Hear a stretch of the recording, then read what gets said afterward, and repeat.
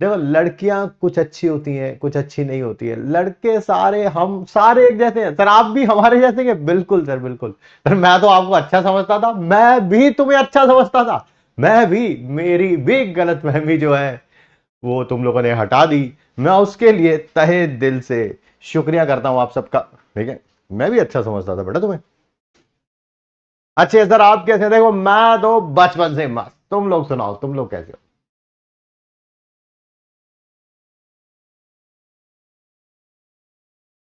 देवियों और सज्जनों, बेटा तुम्हारे नाम के आगे सज्जन नहीं लग सकता, ये तुम भी जानते हो, ये तुम भी जानते हो। बट जानबूझ के तुम मुझसे मजाक कर रहे हो कि हाँ सर हमारे नाम क्या, उनको देवियां बोला है तो हमें भी सज्जन बोलो ना बेटा ना। भगवान झूठ ना बुलाए कभी भी है। मैं माफी मांग सकता हूं तुमसे, बट तुम अगर कहो कि हमें सज्जन बोल दो, नहीं सॉरी मैं झूठ नहीं बोलता। Good morning sir, good morning. और बताओ।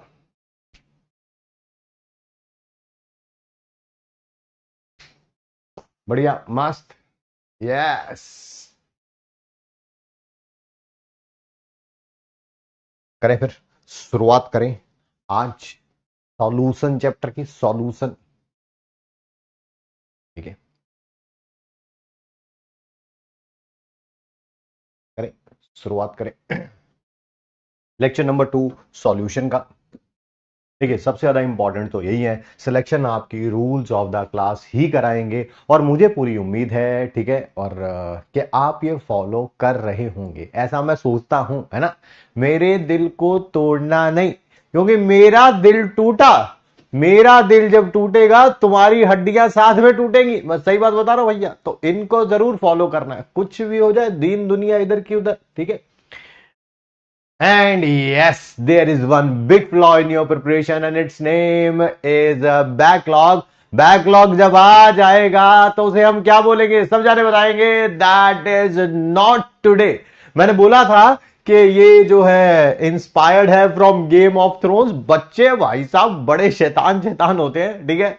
गेम ऑफ थ्रोन्स में एग्जैक्टली सीन जहां पे है ये, ठीक है। किसी बच्चे ने वो एग्जैक्टली सीन निकाला और इंस्टाग्राम पे टैग किया हुआ था मेरे को, स्टोरी में मैंने लगाई हुई स्टोरी।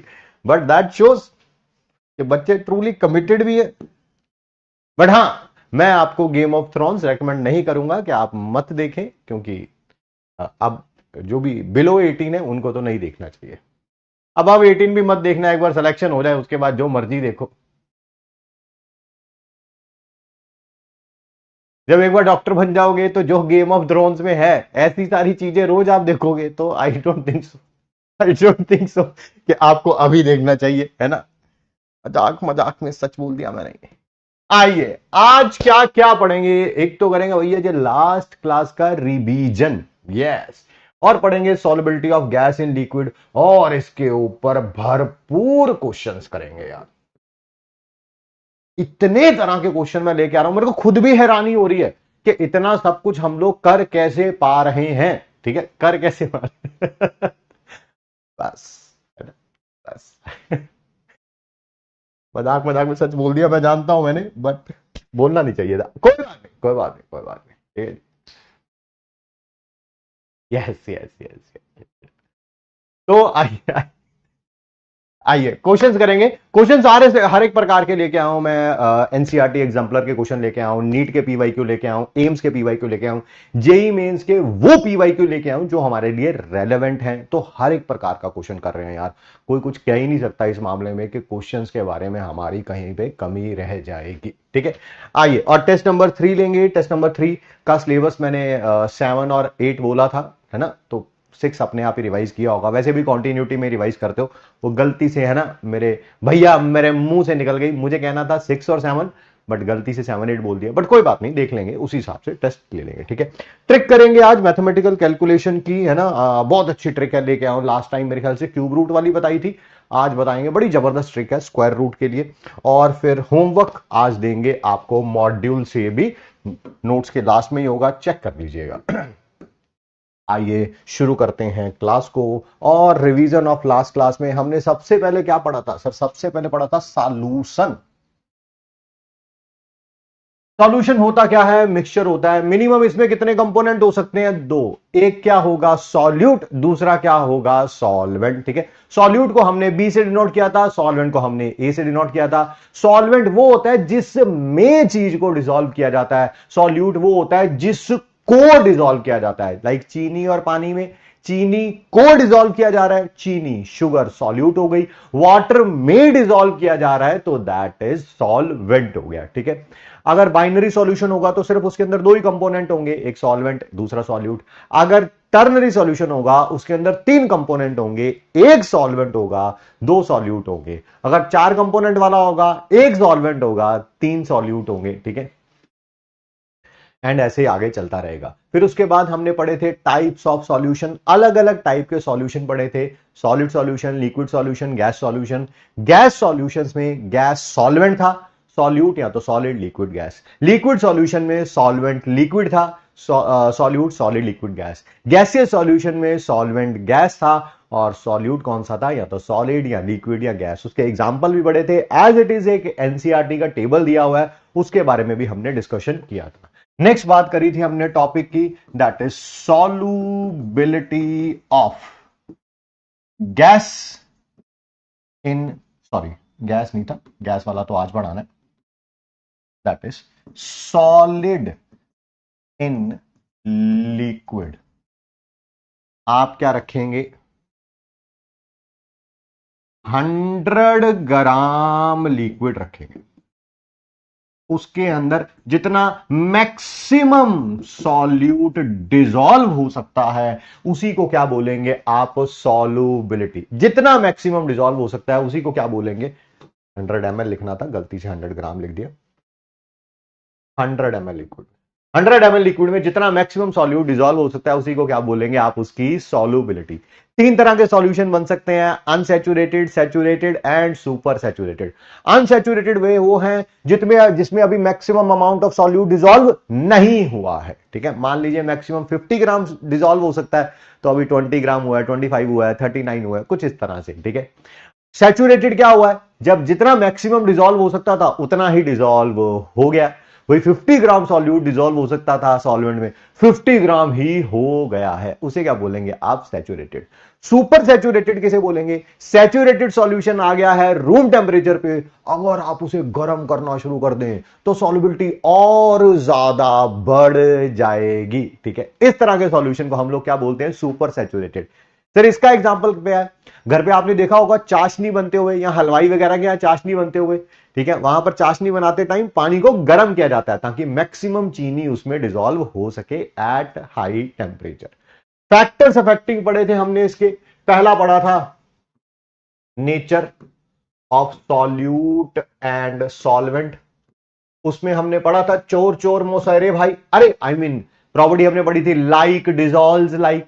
अगर सॉल्वेंट पोलर है तो उसमें पोलर सॉल्यूट डिसॉल्व होने के चांसेस ज्यादा हैं। अगर सॉल्वेंट नॉन पोलर है तो उसमें नॉन पोलर के डिसॉल्व होने के चांसेस ज्यादा हैं। इसको बोलते हैं हम लाइक डिसॉल्व्स लाइक। सेकंड हमने पढ़ा था इफेक्ट ऑफ टेम्परेचर। सर इसके अंदर हमने तीन केसेस पढ़े थे, एंडोथर्मिक के लिए, एक्सोथर्मिक के लिए और कोई रेगुलर वेरिएशन नहीं है उसके लिए। अगर कोई भी सब्सटेंस एंडोथर्मिक होता है, जब उसका डिसॉल्यूशन होता है तो टेम्परेचर इंक्रीज करेंगे, सॉल्युबिलिटी भी क्या होगी, इंक्रीज। एंडोथर्मिक है, अगर सॉल्युबिलिटी एंडोथर्मिक है, फिर टेम्परेचर किया इंक्रीज तो सॉल्युबिलिटी भी क्या होगी, इंक्रीज। अगर डिसॉल्यूशन एक्सोथर्मिक है, एक्सोथर्मिक है, अगर आपने टेम्परेचर इंक्रीज किया तो सॉल्युबिलिटी डिक्रीज होगी। इसका मतलब सॉलिड बाहर आना शुरू हो जाएगा, डिसॉल्व नहीं होगा लिक्विड में, लिक्विड में से बाहर आना शुरू हो जाएगा। एंड थर्ड हमने पढ़ा था नो रेगुलर वेरिएशन। उसमें एक क्लासिक एग्जांपल हमने पढ़ा था ग्लोबर्स सॉल्ट का। ग्लोबर सॉल्ट में क्या था, पहले सॉल्युबिलिटी इंक्रीज होती थी फिर डिक्रीज होती थी। जीरो नहीं है, जीरो से स्टार्ट नहीं हो रहा, 32.4 डिग्री सेल्सियस पे, 32.4 डिग्री सेल्सियस तक ग्लोबल सॉल्ट इस फॉर्म में रहता है। इसकी सॉल्युबिलिटी एंडोथर्मिक होती है, यानी कि टेम्परेचर इंक्रीज करेंगे सॉल्युबिलिटी इंक्रीज होगी, यही हो रहा है, टेम्परेचर इंक्रीज कर रहे हैं सॉल्युबिलिटी इंक्रीज हो रही है। 32.4 डिग्री सेल्सियस पे Na2SO4.10H2O इसमें कन्वर्ट हो जाता है, इसमें कन्वर्ट हो जाता है। और इसकी सॉल्युबिलिटी एक्सोथर्मिक होती है, यानी कि टेंपरेचर इंक्रीज करेंगे सॉल्युबिलिटी डिक्रीज होगी। देखिए सर बिल्कुल वैसा ही हो रहा है due to hydration of sodium ion and sulphate ion. ठीक, क्या यही पढ़ा था कल? इसी के बारे में हमने बात करी थी।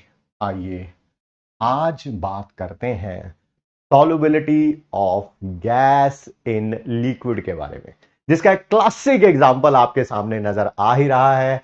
किसी पर्सन के हाथ में क्या है, कोई भी कोल्ड ड्रिंक वाली बॉटल, अब पता नहीं माउंटेन ड्यू है कि 7 अप है कि पता नहीं थम्स अप है। आप जैसे इसको खोलते हो, लिक्विड के अंदर जो डिजॉल्व्ड गैसेस होती हैं वो सारी की सारी क्या आ जाती हैं, बाहर आ जाती हैं। सारी की सारी क्या आ जाती हैं, बाहर आ जाती हैं।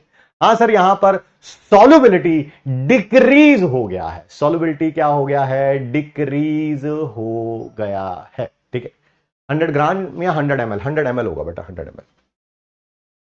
आइए ध्यान से सुनते हैं, समझते हैं, डेफिनेशन को अच्छी तरह समझते हैं। आप सबसे पहले तो एक कंटेनर ले लीजिए, उस कंटेनर के अंदर लिक्विड रख दीजिए। लिक्विड सर कितना लिक्विड?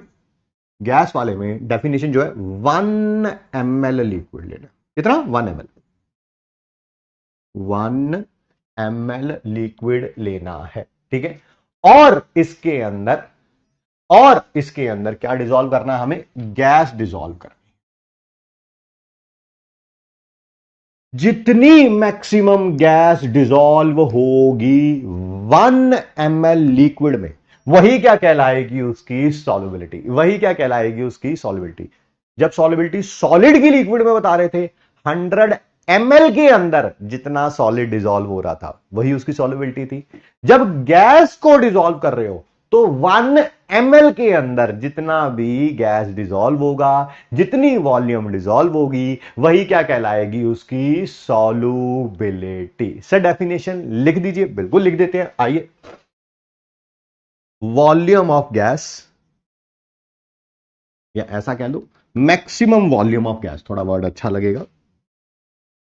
मैक्सिमम, जितनी मैक्सिमम वॉल्यूम गैस की, ब्रैकेट में लिख देना, कन्वर्टेड टू एनटीपी। ये जो भी वॉल्यूम आएगी उसको एनटीपी पर वॉल्यूम में निकाल लेना। एनटीपी पता ना? Yes sir, normal temperature and pressure पढ़ा रखा है। ठीक है, maximum volume of gas dissolved इन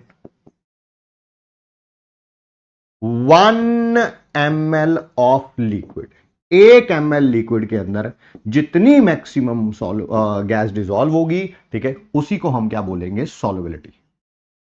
उसी को हम लोग क्या बोलेंगे, दैट इज सॉल्युबिलिटी। ठीक, सॉल्युबिलिटी ऑफ गैस। ठीक, अच्छा, कल 100 ग्राम लिखवा दिया था, उसको 100 ml कर लेना। सॉलिड वाले में इसको 100 ml कर लेना, 100 ml कर लेना। अगर 100 ग्राम लिखवा दिया कोई बात नहीं, उसको ये इतना इंपॉर्टेंट नहीं है। टॉपिक पर वापस आते हैं। Factors affecting solubility of gas in liquids। Factors affecting solubility of gas in liquid। पहला क्या है, nature of gas and solvent. Nature of gas and solvent, पहला पॉइंट ध्यान से सुनिएगा और समझिएगा। अगर कोई भी गैस होगी और वो सॉल्वेंट के साथ रिएक्ट कर गई तो वो हमेशा ही ज्यादा सॉल्युबल होगी, हमेशा उस सॉल्वेंट में ज्यादा सॉल्युबल होगी। दिमाग लगाना ही नहीं है। गैस रिएक्ट विद सॉल्वेंट, अगर गैस सॉल्वेंट के साथ रिएक्ट कर गई तो उसकी सॉल्युबिलिटी ज्यादा होगी ही होगी। You don't have to think too much. Sir कोई एग्जाम्पल दो ना, एग्जाम्पल आप बताओ यार। आप देखो, आप स्टूडेंट हो, आप, मैं कह रहा हूं 11 12 नहीं करके आए होगे, मान लिया, अबे 9 10 तो करी होगी यार कम से कम, है ना। 11 12 मान लेते हैं आपने नहीं करी यार, कोई टेंशन नहीं, मैं बैठा हूं 9 10 तो करी होगी कम से कम, कुछ तो पता ही होगा, केमिस्ट्री का स्पेलिंग तो पता ही होंगे। ठीक है, आप बताओ मैं यहां पर कुछ गैसेस के नाम लिख रहा हूं, आप बताओ उनमें से कौन सी गैस वाटर में डिसॉल्व हो सकती है या नहीं हो सकती है, हो सकती है या नहीं हो सकती है। चलो मैं तीन गैसेस के नाम लिख रहा हूं, तीन गैसेस के, एक है SO2, एक है SO3, एक है CH4 और एक H2। चलो मैंने चार के लिख दिया ना, आप बताओ इनमें से कौन सी वाटर में डिसॉल्व हो सकती है या नहीं हो सकती है। ऐसा पूछ रहा हूं, किसकी सॉल्युबिलिटी वाटर में ज्यादा होगी, किसकी कम होगी, किसकी ज्यादा होगी, किसकी कम होगी। ठीक है, बहाने अच्छे हैं, बहाने अच्छे हैं। सर 9th 10th लॉकडाउन में बीत गई, 11th 12th में हमने पढ़ाई नहीं करी। तो बेटा अगर 5 साल से नहीं करी तो इस साल भी क्या करने की जरूरत है फिर? जो काम पिछले 5 साल से आपने नहीं किया वो इस साल भी मत करिए, फिर इस साल भी मत करिए, छोड़िए आराम से, है ना।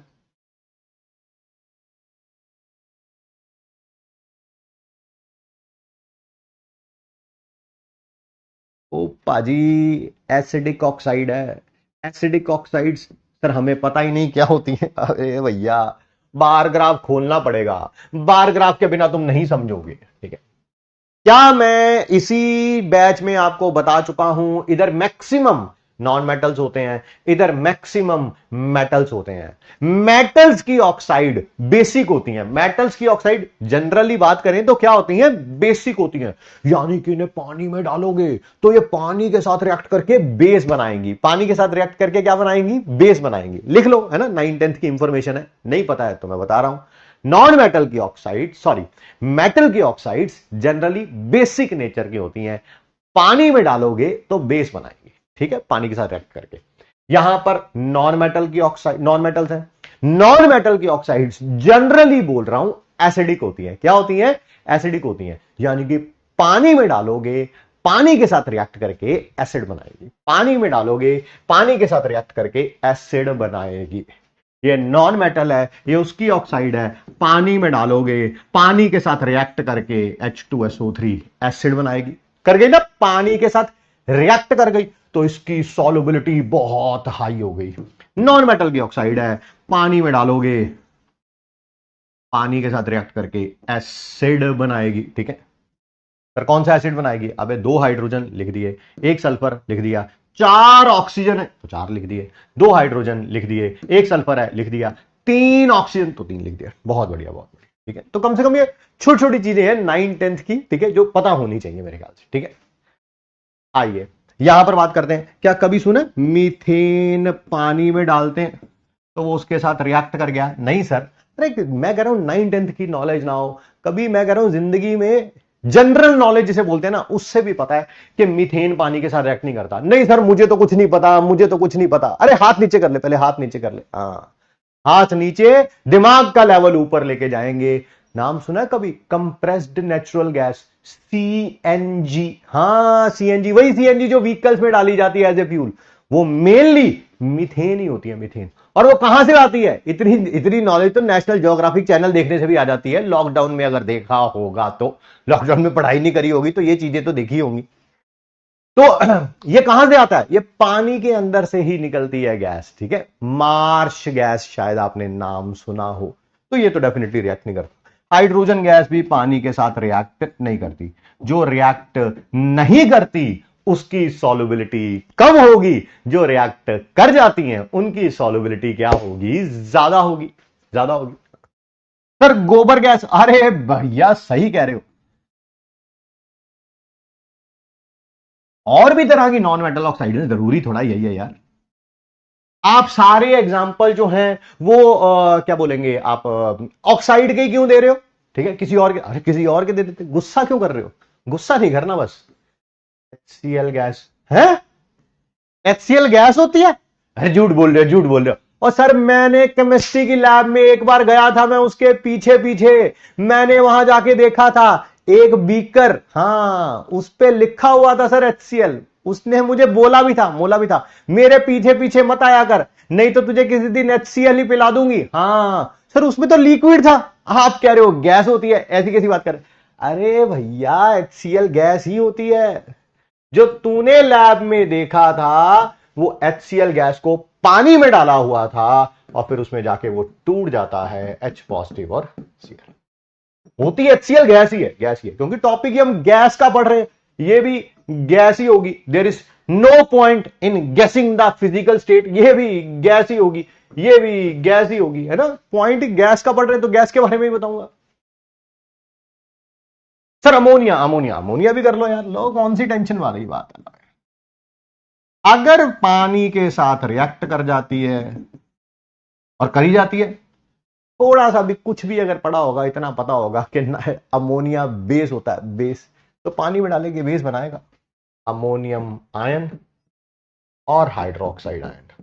तो जो भी पानी के साथ रिएक्ट कर जाती हैं उनकी सॉल्युबिलिटी ज्यादा, जो पानी के साथ रिएक्ट नहीं करती हैं उनकी सॉल्युबिलिटी कम।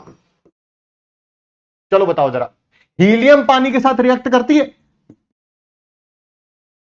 हीलियम पानी के साथ रिएक्ट करती है? यस के लिए वाई लिखें, नो के लिए एन लिखें। परफ्यूम में कौन सी गैस होती है? बहुत सारी होती है, बहुत सारी, बहुत सारी होती है।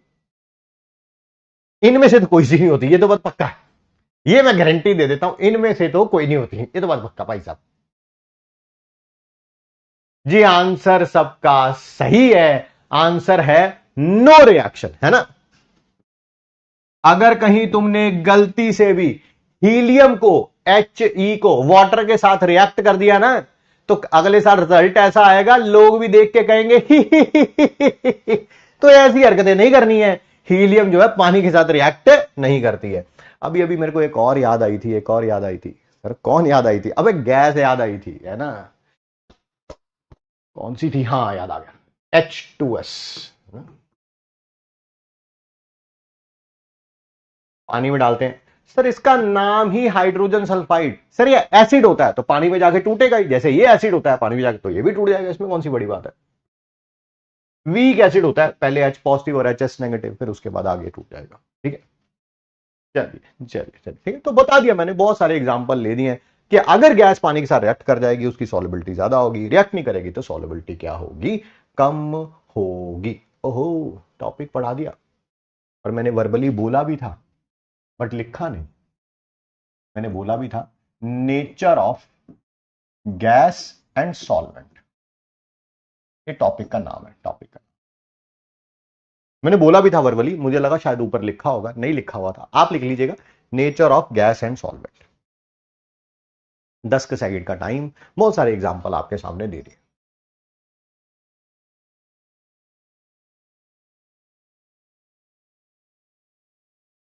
आगे बढ़ते हैं, नेक्स्ट है इफेक्ट ऑफ टेम्परेचर, ठीक है। जनरल बात कर रहा हूं, जनरल बात कर रहा हूं, जब भी गैस किसी सॉल्वेंट के साथ में डिसॉल्व होती है, सर इसको आपने कल बताया था डिस सॉल्यूशन बोलते हैं, डिस सॉल्यूशन, हाँ सॉल्यूशन बनता है, सॉल्यूशन बोलते हैं। जनरल बात कर रहा हूं, जनरल बात कर रहा हूं, ये प्रोसेस एक्सोथर्मिक होती है। अब जब कल हमने पढ़ा ही था कि एक्सोथर्मिक अगर होती है तो इधर टेम्परेचर क्या होगा, इंक्रीज, और बैकवर्ड में ये फॉरवर्ड है, जब रिएक्टेंट से प्रोडक्ट बन रहे हैं, और जब प्रोडक्ट से रिएक्टेंट बन रहे हैं तो उसे बोलते हैं बैकवर्ड। बैकवर्ड में टेम्परेचर क्या होगा, डिक्रीज। कल पढ़ाया था हमने, कल ये बताया था, मुझे ये लाइन कंप्लीट करने की जरूरत नहीं है, अगर आप लास्ट क्लास पढ़ के आए हैं, रिवाइज करके आए हैं, तो अगर हम टेम्परेचर इंक्रीज कर देंगे तो उधर जाएगा जहां पर टेम्परेचर कम हो सके। बताओ कम किधर होगा, इधर की तरफ या इधर की तरफ? सर ये इधर की तरफ, यानी कि सॉल्यूशन में से गैस बाहर आना शुरू हो जाएगी, सॉल्यूशन में से गैस बाहर आना शुरू हो जाएगी, ये सॉल्यूशन में से गैस। हाँ हाँ सर ये बिल्कुल वैसा ही है जब थम्स अप की बोतल खोलते हैं, एब्सोल्युटली राइट, एब्सोल्युटली राइट। तो सॉल्युबिलिटी डिक्रीज होगी, डिक्रीज। ये जनरल बात कर रहा हूं मैं, I am talking in general terms, ठीक है। सॉल्युबिलिटी डिक्रीज, इसका मतलब gas comes out of the liquid, ये जनरल बात कर रहा हूं मैं।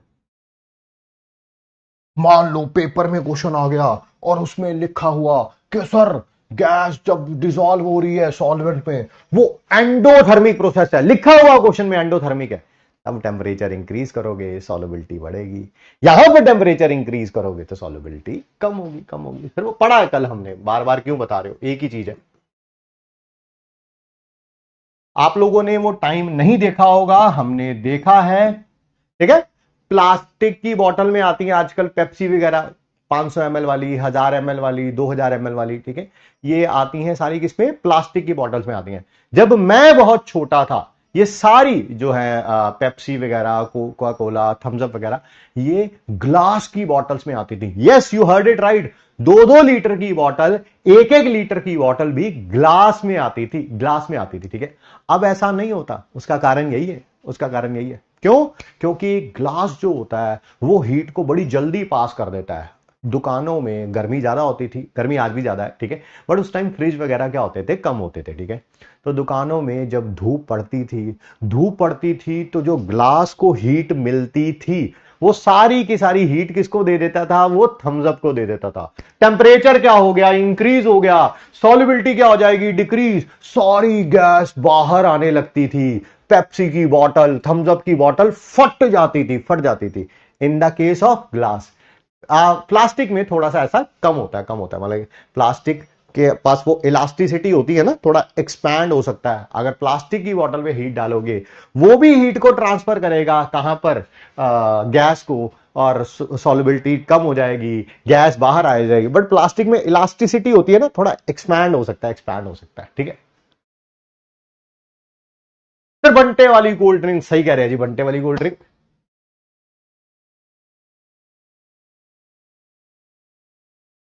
आइए आगे बढ़ते हैं, आगे बढ़ते हैं। इसी के ऊपर बेस्ड क्वेश्चन है, ठीक है। और कहते हैं ना, डेली लाइफ का एग्जांपल, डेली लाइफ का एग्जांपल मैंने ये अपनी आंखों से खुद होते हुए देखा हुआ है, ठीक है। क्या हुआ, मैं आपको कहानी बनाता हूं, छोटी सी, छोटी छोटी सी। मैं बहुत छोटा था और एक बार हम अपने किसी दोस्त के यहां गए, उसके मम्मी पापा नहीं थे, हमने कहा चलो यार, है ना, खाएंगे पिएंगे बैठेंगे आराम से, है ना, स्कूल टाइम की बात है ये, ठीक है। मैं गया और मैंने देखा उसका छोटा भाई घर पे था, ठीक है। और उनके यहाँ एक्वेरियम था, एक्वेरियम, ठंड का मौसम था, एक्वेरियम था। और देखा उसने जाके, पर जो मेरा क्लासमेट था उसने जाके देखा सारी जो मच्छियां हैं, जो फिशेस हैं उसके अंदर, वो मर चुकी थी, मर चुकी थी। उन्होंने छोटे भाई को बुलाया और घर में काफी गीला गीला भी हुआ था, काफी ज्यादा पानी भी बिखरा हुआ था। छोटे भाई को बुलाया, इधर आ, इधर आ, ये सारी मर कैसे गई? कह रहा देखो ठंड लगती है। हमने कहा हाँ, हम सबको तो लगती है, तुझे लगती है? कह रहा हाँ। कह रहा मेरे को लगा ये जो फिशीज हैं इनको भी ठंड लगती होगी, तो मैंने पता क्या किया, मैंने पता क्या किया, मैंने गीजर में से पानी निकाला गर्मा गर्म, और वो धीरे धीरे करके मैं एक्वेरियम में डालता गया, डालता गया, डालता गया। उस बेवकूफ ने यही किया क्या, कि एक्वेरियम में अगर गर्म पानी डाला, टेम्परेचर क्या हो जाएगा, इंक्रीज, तो जो वाटर के अंदर डिजॉल्व्ड ऑक्सीजन होती है जिससे फिशेस सांस लेती हैं, उनकी सॉल्युबिलिटी कम हो गई, सारी ऑक्सीजन कहां पर आ गई, बाहर आ गई, बाहर आ गई, अंदर ऑक्सीजन बची ही नहीं, बेचारी मच्छियां मर गई, है ना। यस यस यस, बस बस बस बस बस बस, ठीक है। उनमें से ही कई बच्चे, वो जो छोटा बच्चा था वैसे ही कई बच्चे अब बड़े होके बहुत बड़े बड़े काम कर रहे हैं। सर कहां है वो? अरे अब मैं तुम्हारी तारीफ अपने सामने करूं क्या? बता दो कि तुम ही हो वो, बता दो, बता दो, शर्माओ मत, शर्माओ मत कि वो छोटा सा बच्चा तुम ही थे, ठीक है। फिर मैं भी बचपन में सोचता था ऐसा ऐसा कुछ करने की, ना ना बेटा, आज कुछ तूफानी करते हैं, बट इतना तूफानी भी नहीं करना होता बेटा, इतना तूफानी भी नहीं करना होता, ठीक है। तो बताइए जी, एक्वेटिक एनिमल जो हैं, फिशेस वगैरह जो हैं, और जो तुम्हारे जैसे मगरमच्छ भी हैं, ठीक है, यस, ये ज्यादा, ओए, ये ये कौन सी इंग्लिश लिख दी भाई साहब, ये कौन सी, मेरी छाती पीटने का मन कर रहा है। कंपोर्टेड, अबे ये ऐसा तो कोई वर्ड भी नहीं होता यार। कंफर्टेबल आना, comfortable, by writing these type of words why are you making me uncomfortable? Yes, comported है, मैं खुद डर गया, अबे ये कौन सी, I am very good in English, I can walk English, talk English, but comported का मतलब तो मेरे को भी नहीं पता। हाँ, एक्वेटिक एनिमल जो हैं ये अबे आज किसी ने सस्ता नशा करके टाइपिंग कर रखी है। फील्स आना बेटा, फील्स, फील्स है ना, फील्स। ये क्या हो रहा है। आइए दोबारा पढ़ लेता हूं मैं पूरा क्वेश्चन अब की बार। सारे स्पेलिंग सही है ना? यस यस, सही है, सही है, सही है। हाँ, फील आना, फील आना। देखिए टॉपिक का फील लीजिए पूरा का पूरा, ठीक है। एक्वेटिक एनिमल ज्यादा कंफर्टेबल क्यों फील करते हैं कोल्ड वाटर में? आपको पता है अगर पानी कोल्ड की जगह हॉट होगा, टेम्परेचर ज्यादा होगा, जो डिजॉल्व ऑक्सीजन होगी बाहर आ जाएगी, उनको सांस लेने में क्या होगी, मुश्किल होगी। इसी कारण वो कोल्ड वाटर में ज्यादा कंफर्टेबल फील करते हैं। In hot water dissolved oxygen comes out, ठीक है। therefore they feel uncomfortable, क्योंकि ब्रीथ ही नहीं कर पाएंगे, सांस ही नहीं ले पाएंगे, है ना। देखा ही था हम लोगों ने, अनफॉर्चुनेटली कोरोना का इंसिडेंट अभी रिसेंटली देखा है, ऑक्सीजन की कितनी भारी कमी थी, ठीक है। तो सांस लेना ही मुश्किल था उस समय तो। आइए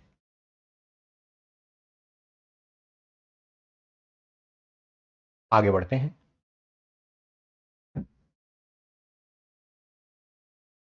नेक्स्ट बात करेंगे इफेक्ट ऑफ प्रेशर। एक मिनट रुक जाओ सर, एक मिनट रुक जाओ। टॉपिक आगे बढ़ाने से पहले आप जरा कल के टॉपिक पे वापस चलो। आपने यहां पर लिखा है इफेक्ट ऑफ प्रेशर। कल आपने एक टॉपिक पढ़ाया था, कल आपने एक टॉपिक पढ़ाया था, क्या था टॉपिक का नाम? Solubility of solid in liquid. वहां पर आपने नेचर ऑफ गैस पढ़ाया था, हाँ पढ़ाया था, ठीक है। सॉल्यूट एंड सॉल्वेंट, वही गैस मतलब सॉल्यूट सॉलिड था वहां पे। बट वहां पर इफेक्ट ऑफ प्रेशर नहीं पढ़ाया आपने। आज गैस डिसॉल्व कर रहे हो लिक्विड में, तो आज इफेक्ट ऑफ प्रेशर बढ़ा रहे हो। कल तो नहीं पढ़ाया था, कल क्यों नहीं पढ़ाया था? चलो ये बताओ कल क्यों नहीं पढ़ाया था? देखें जरा तुम लोग, मतलब सिक्स्थ क्लास की भी अगर कुछ फिजिक्स केमिस्ट्री पढ़ रखी है कि नहीं पढ़ रखी है ना? नहीं पढ़ रही अगर रखी है तो मेरे पास एक सिक्स क्लास की किताब है, मैं आपको गिफ्ट दे दूंगा। जल्दी बताइए, जल्दी बताइए, जल्दी बताइए। सॉलिड के केस में क्यों नहीं पढ़ाया था हमने? आज पढ़ा रहे हो इफेक्ट ऑफ प्रेशर, कल क्यों नहीं पढ़ाया था?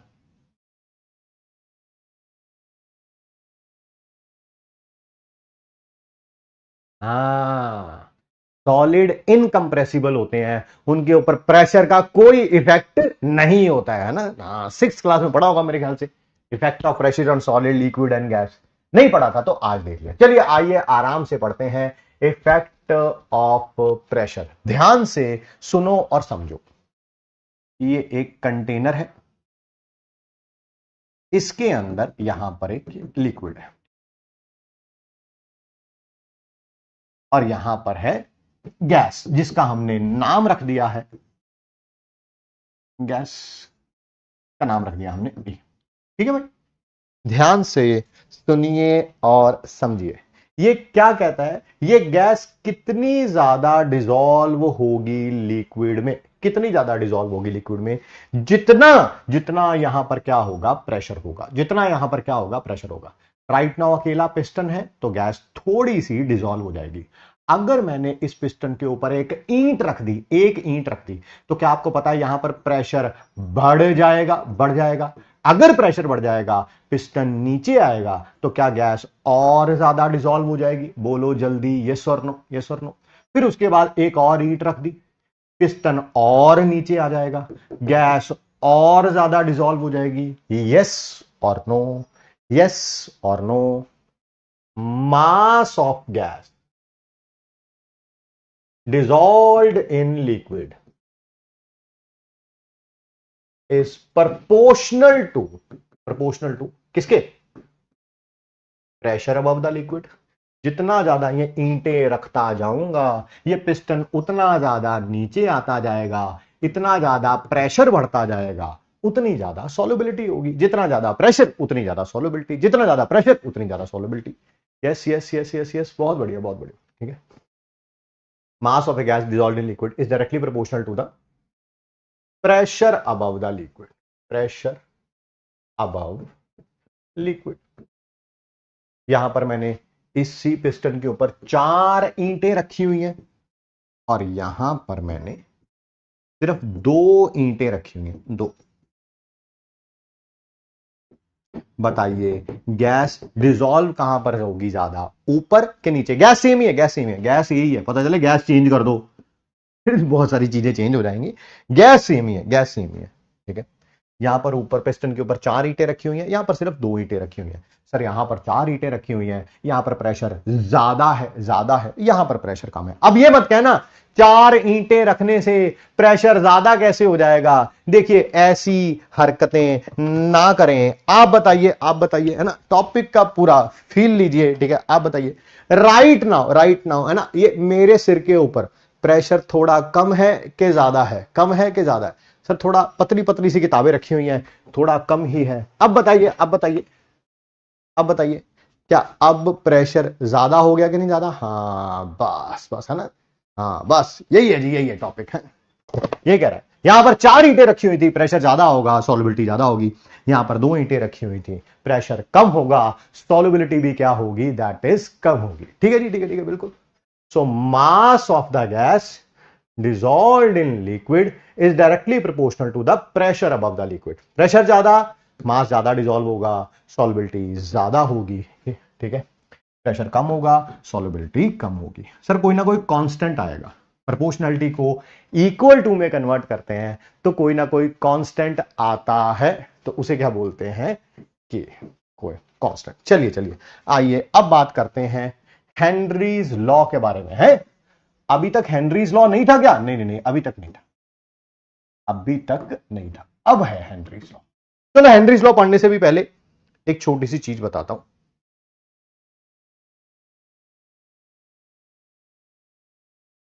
ये एक कंटेनर है, ठीक है। हेनरीज लॉ पढ़ाना है मेरे को, हेनरीज लॉ, बट उससे पहले कुछ बेस पढ़ा देता हूं, क्योंकि आप लोगों का बेस थोड़ा सा वीक है, इसी कारण थोड़ी एक अलग सी कहानी बता देता हूं, ध्यान से सुनना समझना। यहां पर 2 प्रकार की गैसेस है। सर क्या नाम है उनका? एक का नाम मैंने रख दिया ए और एक का नाम मैंने रख दिया बी। क्या आपको पता है गैस के पार्टिकल हमेशा रैंडमली मूव करते रहते हैं यहां से वहां? यस सर, वैसे ही जैसे हम क्लास लेते टाइम आपका फोन हाथ में पकड़ा हुआ है और सर मैं अभी मम्मी ने बोला है कि सब्जी लेके आओ और मैं सब्जी की दुकान पे खड़ा हूं सर राइट नाउ, है ऐसी हरकतें नहीं करनी होती भाई, नहीं करनी। आइए, तो गैस के मॉलिक्यूल हमेशा रैंडमली मूव करते रहेंगे। यस, जब भी गैस यहां पर टकराएगी, टकराएगी वॉल्स ऑफ द कंटेनर पे टकराएगी, कोई ना कोई प्रेशर एग्जर्ट करेगी, एग्जर्ट करेगी। यस सर, करेगी करेगी। उसे क्या बोलेंगे? Pressure exerted by the gas. यहां पर टोटल प्रेशर किसके बराबर होगा? एक का नाम ए है, एक का नाम बी है। टोटल प्रेशर किसके बराबर होगा? Partial pressure of A plus partial pressure of B. A B walls of the container से टकरा रही है, प्रेशर एग्जर्ट कर रही है, बी भी वॉल्स ऑफ द कंटेनर पे टकरा रही है, प्रेशर एग्जर्ट कर रही है। अब ये मत कहना किसी के टकराने से प्रेशर कैसे एग्जर्ट होता है। अरे यार कभी कभी आप किसी लाइन में खड़े होते हैं तो पीछे से कोई धक्का मारता है आपको, तो आपके ऊपर प्रेशर लगता है ना। हाँ बिल्कुल ऐसा ही हो रहा है यहां पे। तो टोटल प्रेशर कितना होगा? That is partial pressure of A plus partial pressure of B. Partial pressure को ऐसे लिखूंगा, ये है पार्शियल प्रेशर किसका? ए का, ये है पार्शियल प्रेशर किसका? बी का। तो टोटल प्रेशर यहां पर कितना होगा? Partial pressure of A plus partial pressure of B. A और बी नॉन रिएक्टिंग गैसेज है, आपस में रिएक्ट नहीं करनी चाहिए। ठीक है, ठीक है, ठीक है। सर एक और क्वेश्चन, सर डाउट है, डाउट है, डाउट है। सर ये पार्शियल प्रेशर क्या होता है? पार्शियल प्रेशर, ओ पाजी मैं बताता हूं आपको। आपको मान लो फाइंड आउट करना है पार्शियल प्रेशर किसका? ए का। किसका? ए का। तो पाजी पता आप क्या करो, ए को रखो खोपचे में, यानी कि इसी कंटेनर के अंदर, और बी को धक्के मार के यहां से बाहर निकाल दो। अब अंदर कौन है? ए। ए जितना प्रेशर एग्जर्ट करेगा वही क्या कहलाएगा? पार्शियल प्रेशर ऑफ ए। और सर जी रिपीट कर दो, मैं बता देता हूं। आपको फाइंड आउट करना है पार्शियल प्रेशर ए का, और बी को धक्के मार के यहां से क्या निकाल दो? बाहर निकाल दो, बाहर निकाल दो। कंटेनर के अंदर कौन है अब? ए। ए जितना प्रेशर एग्जर्ट करेगा वो क्या कहलाएगा? Partial pressure of B. और सर जी फिर पार्शियल प्रेशर बी का कैसे निकालना है? अब बी को खोपचे में रखो और ए को धक्के मार के बाहर निकाल दो जी। अब कौन है कंटेनर में? सिर्फ बी। और जितना प्रेशर एग्जर्ट करेगा बी, वही क्या कहलाएगा, पार्शियल प्रेशर ऑफ बी। क्या कहलाएगा, पार्शियल प्रेशर ऑफ बी। तो मेरे ख्याल से समझ आ गई है सारी बातें। अबे बिल्कुल सही कह रहा भाई। अबे कह रहा सर आप Dalton's law of partial pressure पढ़ा रहे हो, बिल्कुल सही कह रहा है, बट मैं नाम नहीं ले सकता ना, नाम नहीं ले सकता। आइए अब शुरू करते हैं हेनरीज लॉ। हेनरीज लॉ क्या कहता है, from a mixture of gases, mixture of gases, ये एक कंटेनर है,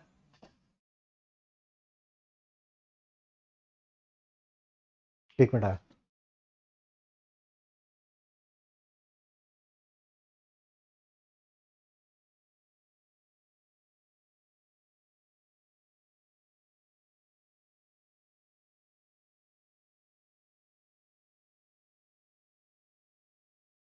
हाँ जी, from a mixture of gases, ये रहा हमारा लिक्विड जिसमें हमें गैस को डिसॉल्व करना है, और ऊपर दो प्रकार की गैसेस हैं, एक का नाम ए है, एक का नाम बी है। कौन सी गैस ज्यादा डिसॉल्व होगी, कौन सी गैस ज्यादा डिसॉल्व होगी लिक्विड में, जिसका पार्शियल प्रेशर यहां पर ज्यादा होगा, जिसका पार्शियल प्रेशर यहां पर ज्यादा होगा। From a mixture of gases, solubility of gas, solubility of gas in liquid is proportional to partial pressure of gas, partial pressure of gas। कोई पूछे solubility A की सॉल्यूशन में किसके प्रोपोर्शनल होगी, जितना पार्शियल प्रेशर है। अगर यहां पर ए का पार्शियल प्रेशर ज्यादा होगा, उसकी सॉल्युबिलिटी इस सॉल्यूशन के अंदर ज्यादा होगी। अगर इसका यहां पर ए का पार्शियल प्रेशर कम है तो सॉल्युबिलिटी कम होगी। कम होने का मतलब है कि गैस यहां पर कम डिसॉल्व होगी, ज्यादा होने का मतलब है कि गैस यहां पर ज्यादा डिसॉल्व होगी। खत्म खत्म खत्म।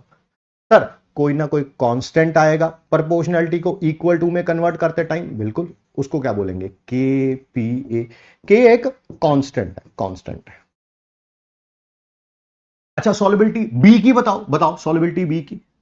अरे यार that is directly proportional to the partial pressure of B. अगर यहां पर एक बी का पार्शियल प्रेशर ज्यादा है तो उसकी सॉल्युबिलिटी ज्यादा होगी, वो यहां ज्यादा डिसॉल्व होगी। अगर ये कम है पार्शियल प्रेशर तो सॉल्युबिलिटी कम होगी, वो कम डिसॉल्व होगी।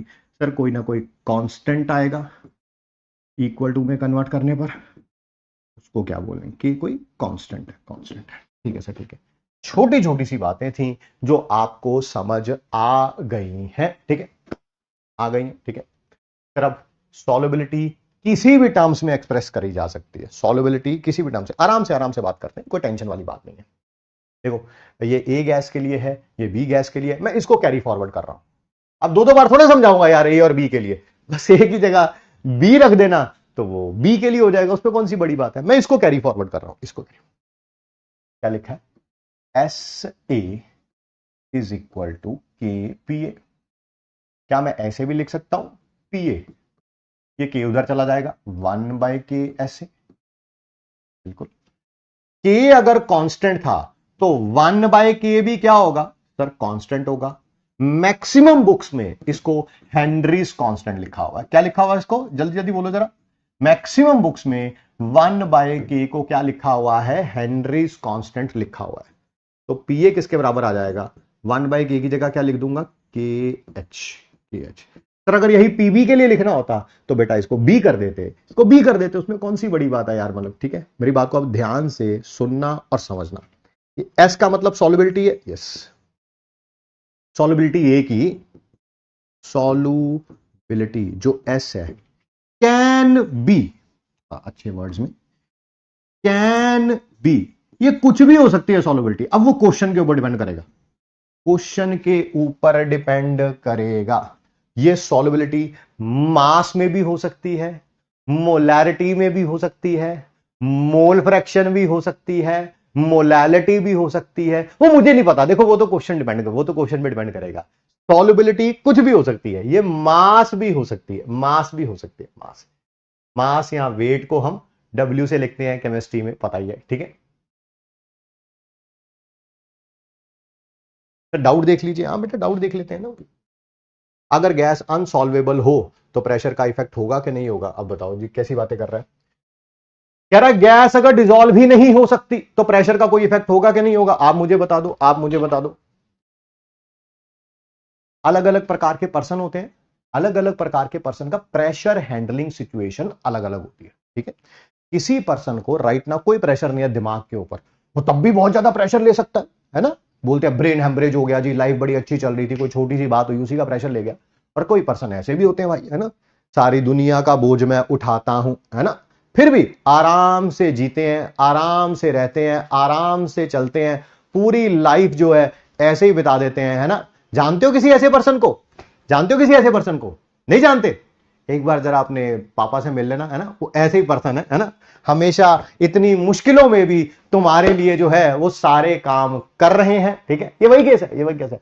कह रहा है कि अगर प्रेशर का कोई इफेक्ट हो ही ना, पापा ऐसे ही हैं, इतनी सारी मुश्किलें चल रही हैं उनकी लाइफ में, दो चार और मुश्किलें डाल दो, है ना, बोल दो कि नया लैपटॉप चाहिए, नया फोन चाहिए, है ना, ये मुश्किलें हैं उन बेचारों के लिए। तो तुम्हारे लिए जरूर मौज है, बट बाप से पूछ के देखो जरा, है ना। मैं अपने पिताश्री से पूछता था, आप अपने पिताश्री से पूछेंगे, पता चलेगा कि उनके लिए कितनी बड़ी मुसीबत है, ठीक है। जी जी जी जी जी, है ना, बिल्कुल बिल्कुल। तो कह रहा है कि उसके ऊपर कोई इफेक्ट नहीं होगा। अरे इफेक्ट होगा, अब आपके लिए ऊपर ऊपर नहीं आ पा रहा, पिताश्री के ऊपर इफेक्ट होगा, थोड़ा सा ही होगा। उनके पास बड़ी प्रॉब्लम भी आती है तो बहुत छोटी मान के वो निकाल देते हैं। तुम्हारे पास बहुत छोटी प्रॉब्लम भी आती है, तुम उसे बहुत बड़ा बता देते। तो इफेक्ट सबके ऊपर होता है, बस थोड़ा थोड़ा थोड़ा थोड़ा, है ना, वेरी करता है, वेरी करता है। चलिए आइए टॉपिक पर वापस चलते हैं, टॉपिक को डिनाई नहीं करते हैं। एक आध डाउट और ले लेते हैं। शिवम मिश्रा जी पूछ रहे हैं, अरे ये अपना घर का नाम तुमने क्यों लिख दिया, व्हाट इज लोलोविलिटी? अरे शिवम ऐसे नहीं करते यार। आपकी का पूछ रही है, कह रही एक्सप्लेन अगेन, पढ़ते थे। कैम्फर वाटर में डिजोल्व हो सकता है, करके देख लेना आज। अगर है क्लोज कर देखें, अगर उसमें टेम्परेचर इंक्रीज होगा तो प्रेशर भी इंक्रीज होगा ना, सोलिबिलिटी इंक्रीज होगी ना। अरे वो गैस से बाहर आ रही है यार, उसका प्रेशर इंक्रीज हो रहा है। सुपर सैचुरेटेड सॉल्यूशन को डिस्टर्ब करने से वो सैचुरेटेड में कन्वर्ट हो सकता है या अनसैचुरेटेड में हो सकता है अगर क्रिस्टलाइजेशन हो जाए। वेरी क्या यार, इतना शानदार टॉपिक पढ़ा रहे हैं, पता नहीं क्या क्या करते जा रहे हैं। आइए ध्यान देते हैं टॉपिक के ऊपर। ये जो सॉल्युबिलिटी मैंने वर्ड लिखा है क्वेश्चन के ऊपर डिपेंड करेगा। ये मास भी हो सकता है, ये सॉल्युबिलिटी को सॉल्युबिलिटी भी लिख सकते हैं। ये क्या मतलब? अरे मोलैरिटी मोलैरिटी मोलैरिटी, काहे की टेंशन ले रहे हो। और यहां इसको मोल फ्रैक्शन भी लिख सकते हैं, मोल फ्रैक्शन। फिर इसको काई भी बोलते हैं, काई भी बोलते हैं, बिल्कुल बिल्कुल। मोलैरिटी को हम एम भी बोलते हैं, पता है ना। इसका यूनिट क्या होता है सर? इसका यूनिट होता है ग्राम में, ग्राम में। इसका यूनिट क्या होता है सर? इसका यूनिट होगा मोल पर लीटर में। सर इसका यूनिट क्या? इसका कोई यूनिट नहीं होता इसका। अब आपकी इच्छा, आप इस सॉल्युबिलिटी को, क्या आपने यहां पर मास ऑफ ए लिखना है कि सॉल्युबिलिटी ऑफ ए यानी कि मोल्स पर लीटर लिखना है या मोल फ्रैक्शन लिखना है, वो आपके ऊपर डिपेंड करता है, आपके ऊपर डिपेंड करता है। सर हमें कैसे पता चलेगा? मैं तो स्टूडेंट हूं, मुझे कैसे पता चलेगा? अभी बताता हूं, देख MIT लिखते हैं, आजा।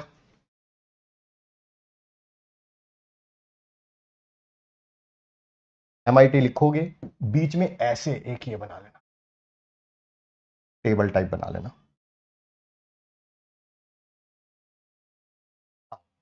ध्यान से बस सुनना और समझना। पहले मैं इस सॉल्युबिलिटी को सॉल्युबिलिटी ही लिख रहा हूं, मोलैरिटी लिख रहा हूं, मोलैरिटी लिख रहा हूं। तो क्या फॉर्मूला हो गया sir? PA is equal to KHSA। Sir मैं स्टूडेंट हूं, मुझे कैसे पता चलेगा कि ये फॉर्मूला लगना है कि नहीं लगना है? एक बात बोल रहा हूं, हमेशा उसी बात को याद रखना, ठीक है। हमेशा लिख देता हूं, लिख देता हूं, आप मत रब करना, आप मत रब करना। Which formula used depend upon unit of KH and question में जो भी आस्क्ड होगा या गिवन होगा। आओ अब बात करते हैं। PA is equal to KHSA। Sir ये फॉर्मूला लगेगा कि नहीं लगेगा? मैंने बोल दिया। सबसे पहले तो यूनिट देखो KH के। किसके यूनिट देखो आप? KH के। आप बताओ भाई यहां पर यूनिट ऑफ KH कितने होंगे? आप बताओ KH के यूनिट क्या होंगे? सर इसका यूनिट मान लेता हूं, प्रेशर का कोई भी यूनिट हो सकता है, मैं ATM मान लेता हूं। और क्योंकि ये सॉल्युबिलिटी है, ये मोलारिटी है, इसका क्या होता है? Moles per litre. तो KH के यूनिट क्या हो जाएंगे? ATM तो इधर है, ये मोल्स पर लीटर उधर चला जाएगा। क्या यही हो गया? ATM लीटर पर मोल। हां या ना? हां या ना? सिर्फ यस के लिए वाई लिखें, नो के लिए एन लिखें। अगर पेपर में क्वेश्चन आया उसमें या तो KH दिया होगा, सॉरी, या KH पूछा होगा, दोनों केसेस में अगर KH का यूनिट ये दे रखा है ये, तो फॉर्मूला ये लगेगा, ये लगेगा। बहुत बढ़िया सर, बहुत बढ़िया सर। सर ये वाला कब लगेगा? ये वाला यहां पर सॉल्युबिलिटी की जगह मैं मोल फ्रैक्शन रख रहा हूं। रख लो मोल फ्रैक्शन। कितनी बार बोलूं एक लाइन को? आप यूनिट ऑफ KH बताओ ना, आप बताओ यूनिट ऑफ KH क्या है? फिर इसका प्रेशर का होगा, पता नहीं ATM या बार, मैं ATM मान लेता हूं। और इसका कोई यूनिट होता ही नहीं, होता ही नहीं। अब बताओ जरा, क्या KH के वही यूनिट होंगे जो प्रेशर के होंगे? अगर प्रेशर ATM में है तो KH ATM में, प्रेशर बार में है तो KH बार में, ये पास्कल में है तो KH पास्कल में। अगर किस में होगा? ATM में या MM ऑफ HG में या बार में या पास्कल में, तो आप समझ जाना कि ये वाला फॉर्मूला लगेगा। कोई प्रॉब्लम तो नहीं किसी को? कोई प्रॉब्लम तो नहीं? प्रॉब्लम है तो Y लिखिए, नहीं है तो N लिखिए। और सर क्या ये वाला फॉर्मूला भी हो सकता है? ये वाला, क्या ये वाला फॉर्मूला भी हो सकता है? KH के यूनिट देख लो यार, या तो KH दिया होगा या KH पूछा होगा। मुझसे क्यों पूछ रहे हो? आप देखो KH के यूनिट। अगर KH के यूनिट, इसका तो पता ही है क्या होगा सर, ग्राम, है ना? ग्राम कह लो, किलोग्राम कह लो, वो आप देख लेना, है ना? No no no no no no no. बहुत बढ़िया, बहुत बढ़िया, बहुत बढ़िया। आप चाहे ग्राम कहना, ग्राम कह लो, किलोग्राम कहना, किलो, आपकी इच्छा, है ना? वो आपकी इच्छा। मैं ज्यादा उसके ऊपर डिबेट नहीं करूंगा। सर मुझको ग्राम लिख लिया था तो ग्राम ही रहने दो, ग्राम कह लो यार, ग्राम कह लो। इसका तो पता ही है तुम्हें। फिर या तो ATM होगा या बार होगा। तो KH का यूनिट क्या होगा? ATM पर ग्राम। ये बार में था तो बार पर ग्राम, ये किलोग्राम में था तो ATM पर किलोग्राम। मुझसे क्यों पूछ रहे हो बेटा? वो तो क्वेश्चन देखना, तुम क्वेश्चन देखना। बहुत बढ़िया सर, बहुत बढ़िया। अब सुनो, 99% ऑफ द क्वेश्चंस, बहुत डिटेल की चीज बता रहा हूं आपको, ठीक है? 99% ऑफ द क्वेश्चंस इन्हीं में से सॉल्व हो जाएंगे, इन्हीं में से। कई किताबों ने, है ना, हम सैकड़ों, अभी मेरे ख्याल से एग्जांपल देखा भी आपने, अभी अलमीरा मेरी बंद है, उसके बाहर ही 10-12 किताबें पड़ी हुई थी, ठीक है? कभी आपको मौका मिलेगा तो दिखाएंगे कि अलमीरा के अंदर कितनी किताबें। 99% ऑफ द टाइम आपका क्वेश्चन इसी से सॉल्व हो जाएगा। बस KH के यूनिट देख लेना। कई किताबों ने क्या कर रखा है, ये देखो जरा, ये देखो। हमने तो 1/K को हेनरी कांस्टेंट बोला है, कई किताबों ने K को ही हेनरी कांस्टेंट बोल दिया, K को ही हेनरी। इस K को KH लिख लिया है, इस K को KH लिख लिया है, इस K को KH लिख लिया है। तो बताओ जरा, सामने 5 मत लिखो, 2 ही लिखो, ठीक है? क्या फॉर्मूला ये हो जाएगा? SA is equal to KHPA। बोलो भाई, यस और नो, यस और no. SA is equal to KHPA। अब बताओ KH के यूनिट क्या होंगे? रट्टा मत मारना, कॉन्सेप्ट को समझना। अगर कॉन्सेप्ट समझोगे तो आपको ये 6 फॉर्मूले याद नहीं करने पड़ेंगे, नहीं करने पड़ेंगे, एक से ही काम चल जाएगा। अब इसकी जगह मोलारिटी लिखो, मोल फ्रैक्शन लिखो, मास लिखो, इसकी जगह मोलारिटी लिखो, मोल फ्रैक्शन लिखो, मास लिखो, आपकी इच्छा। नहीं रट्टा मारोगे तो आपको हर एक फॉर्मूला याद करना पड़ेगा। बस इतना देखो, यूनिट ऑफ KH क्या है उसके हिसाब से डिसाइड करो, यूनिट ऑफ KH क्या है उसके हिसाब से डिसाइड करो। यहां पर KH का यूनिट बताओ सर, इसका ATM, इसका मोल पर लीटर, तो क्या हो जाएगा? मोल पर लीटर पर ATM। सर इसका उल्टा यूनिट हो जाएगा ना? कैसी बातें करते हो, बिल्कुल सही कह रहे हो। बताओ बताओ। अब थर्ड वाला का, ये सॉल्बिलिटी को मैंने मोल फ्रैक्शन लिख दिया, KHPA। बताओ यूनिट क्या हो जाएंगे KH के? यूनिट क्या हो जाएंगे KH के? ये ATM है, उधर जाके पर ATM हो जाएगा। सर इसका उल्टा यूनिट होना है, बिल्कुल बिल्कुल सही कह रहे हैं जी। Fourth point, PA is equal to sorry PA नहीं, W A is equal to K H P A. Unit क्या हो जाएंगे, अरे सर उसके उल्टे हो जाएंगे, रिवर्स हो जाएंगे। जो न्यूमिनेटर है वो डिनोमिनेटर में चला जाएगा, जो डिनोमिनेटर है वो न्यूमिनेटर में आ जाएगा। रट्टा मत मारिएगा, क्वेश्चन देखिएगा, के एच के यूनिट देखिएगा, वही बता देगा ये यूज होना है, ये यूज होना है, कि ये यूज होना है। 99% ऑफ द क्वेश्चंस इसी से सॉल्व हो जाएंगे। किसी एक आध किताब ने थोड़ी शैतानी कर रखी है, तो मैंने 1% का भी मैं डाउट नहीं रखना चाहता हूं।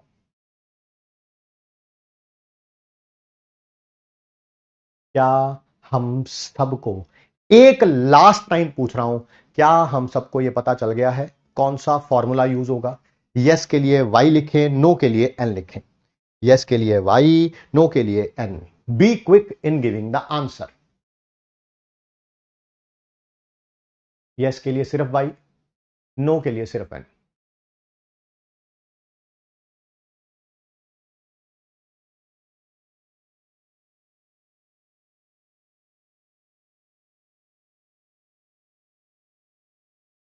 बहुत बढ़िया जी। आइए मैं पूछता हूं आपसे, चलो चलो मुझे बताओ, मुझे बताओ इस क्वेश्चन में पीए फाइंड आउट करना है, के एच दे रखा है 5 एटीएम एंड आई ए दे रखा है 0.2। बताओ कौन सा फॉर्मूला यूज होना है? लेफ्ट के राइट, सॉरी काई ए वाला था ना, ये रहा, लेफ्ट के राइट, लेफ्ट के राइट। आप बता दो कौन सा फॉर्मूला यूज होना है, लेफ्ट वाला, राइट वाला, लेफ्ट वाला, राइट वाला। सर मैंने देखे के एच के यूनिट, के एच का यूनिट वही आ रहा है जो प्रेशर का है, वो तभी यूज हो सकता है, तभी ये एटीएम होगा, तभी तो ये एटीएम में आएगा, क्योंकि इसका तो कोई यूनिट ही नहीं होता। तो सर यही वाला लग रहा है, फिर कर लो आप क्वेश्चन में मुझसे क्या पूछ रहे हो। के एच कितना है 5 और ये का ये कितना है 0.2। सर आंसर 1 एटीएम आ जाएगा। बिल्कुल सही कह रहे हैं, ठीक है, लेफ्ट लेफ्ट लेफ्ट लेफ्ट। बहुत बढ़िया, बहुत बढ़िया, बहुत समझ गए ना? कोई प्रॉब्लम नहीं आएगी इसी तरह के। सर एक क्वेश्चन और, एक क्वेश्चन ये लो, आपको पार्शियल प्रेशर दे रखा है 5 एटीएम और के एच दे रखा है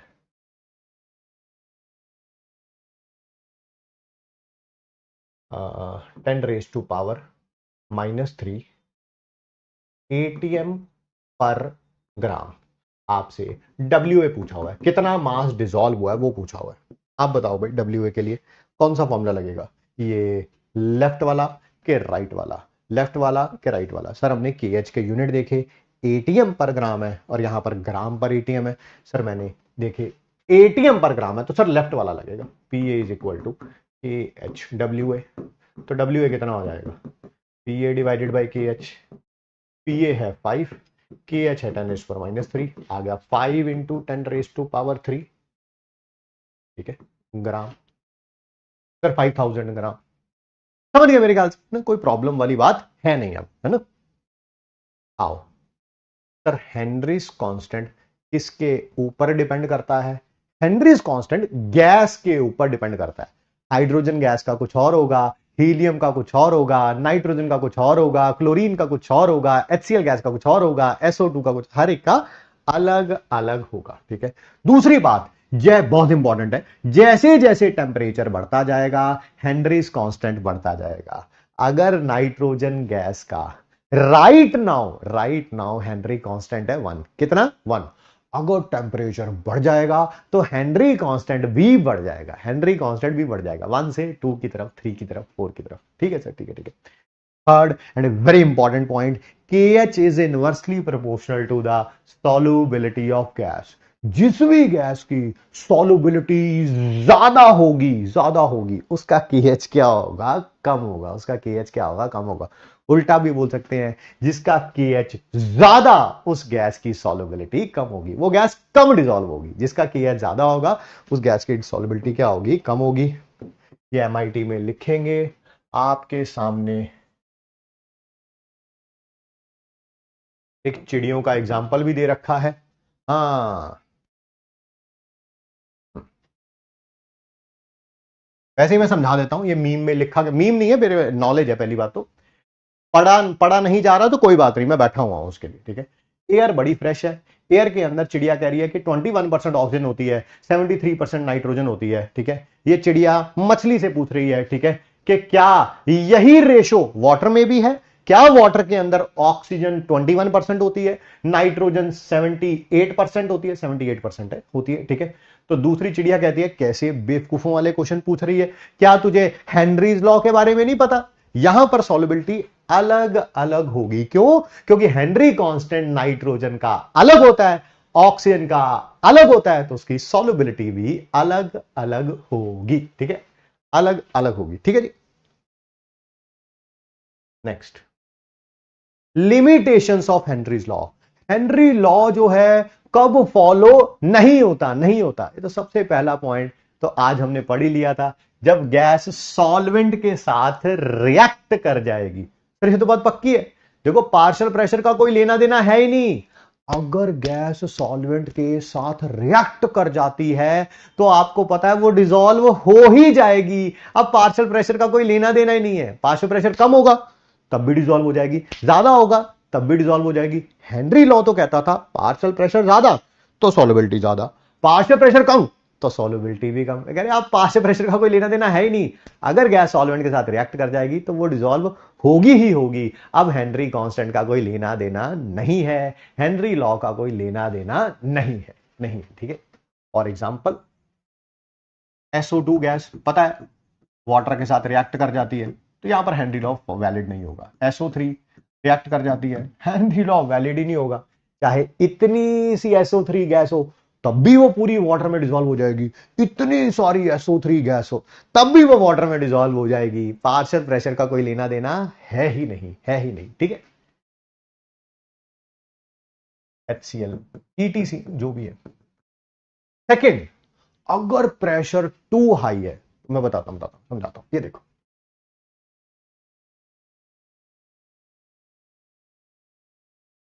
यहां पर दो गैसेस है, एक का नाम है ए, एक का नाम है बी, एंड यहां पर पार्शियल प्रेशर ए का बहुत ज्यादा है as compare to partial pressure of B. जिसका पार्शियल प्रेशर ज्यादा है उसकी सॉल्युबिलिटी ज्यादा होनी चाहिए। हेनरी कांस्टेंट सेम मान के चल रहा हूं, हेनरी कांस्टेंट सेम मान, हेनरी कांस्टेंट की टेंशन मत लेना, मान के चल रहा हूं कि हेनरी कांस्टेंट ए और बी का सेम है, ऑलमोस्ट सेम है। आइए टॉपिक पे वापस चलते हैं। जिसका पार्शियल प्रेशर ज्यादा है उसकी सॉल्युबिलिटी ज्यादा होनी चाहिए, जिसका पार्शियल प्रेशर कम है उसकी सॉल्युबिलिटी कम होनी चाहिए। बट ये देखो ये देखो ये देखो, हमने क्या कर दिया, इसके ऊपर ऐसी 50 ब्रिक्स रख दी। जैसे ही आपने यहां पर ऐसी 50 ब्रिक्स रखेंगे आप देखेंगे ये सारा पिस्टन नीचे आ जाएगा, ठीक है। ए बी पूरी डिसॉल्व हो जाएगी बी के उसके जो भी है लिक्विड के अंदर, बी भी पूरी डिसॉल्व हो जाएगी। होना तो ये चाहिए था, होना तो ये चाहिए था, ए की सॉल्युबिलिटी ज्यादा होनी चाहिए थी, बी की कम होनी चाहिए थी। बट यहां पर हेनरी लॉ काम ही नहीं करेगा। अगर आपने ऊपर ही बहुत सारी ब्रिक्स रख दी, बहुत ज्यादा प्रेशर दे दिया, तो सारी गैसें डिसॉल्व हो जाएंगी, ए बी बी बी। अब हेनरी लॉ का कोई लेना देना नहीं है, नहीं है, नहीं है, ठीक है। Next, temperature is to low, ये प्रेशर से रिलेट किया हुआ है, प्रेशर से रिलेट किया हुआ है। अगर टेम्परेचर बहुत कम होगा, टेम्परेचर बहुत कम होगा तो ए भी पूरी डिसॉल्व हो जाएगी, बी भी पूरी डिसॉल्व हो जाएगी, ठीक है। सर कैसे कैसे? अरे यार ये तो लिखा है, टेम्परेचर बढ़ाएंगे सॉल्युबिलिटी कम होगी, टेम्परेचर कम करेंगे सॉल्युबिलिटी बढ़ जाएगी, सॉल्युबिलिटी बढ़ जाएगी, सॉल्युबिलिटी बढ़ जाएगी। वही किया इसने कि टेम्परेचर बहुत लो है, टेम्परेचर बहुत कम है, ठीक है। वैसे देखा जाए पार्शियल प्रेशर ए का ज्यादा है, बी का कम है, तो ए ज्यादा डिसॉल्व होनी चाहिए, बी कम डिसॉल्व होनी चाहिए। बट अगर आपने यहां पर टेम्परेचर बहुत लो कर दिया, टेम्परेचर बहुत लो कर दिया, तो जितना ए भी सारा डिसॉल्व हो जाएगा, बी भी सारा डिसॉल्व हो जाएगा। हेनरी लॉ का कोई लेना देना ही नहीं है, हेनरी लॉ का कोई लेना देना ही नहीं है, ठीक है।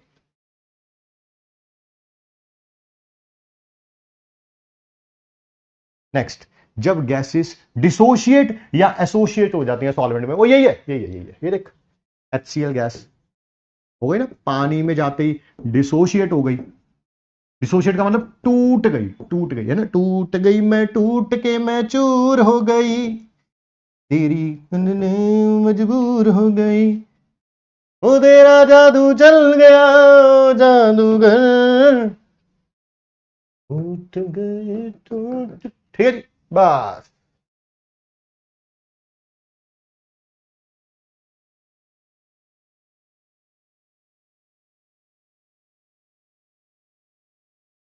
अगर गैसेस या तो टूट जाएंगी या जुड़ जाएंगी तब वही रिएक्ट करने वाला है। इसी लाइन को दोबारा लिखा हुआ है, कुछ ऐसा नहीं है कुछ नया लिखा हुआ है।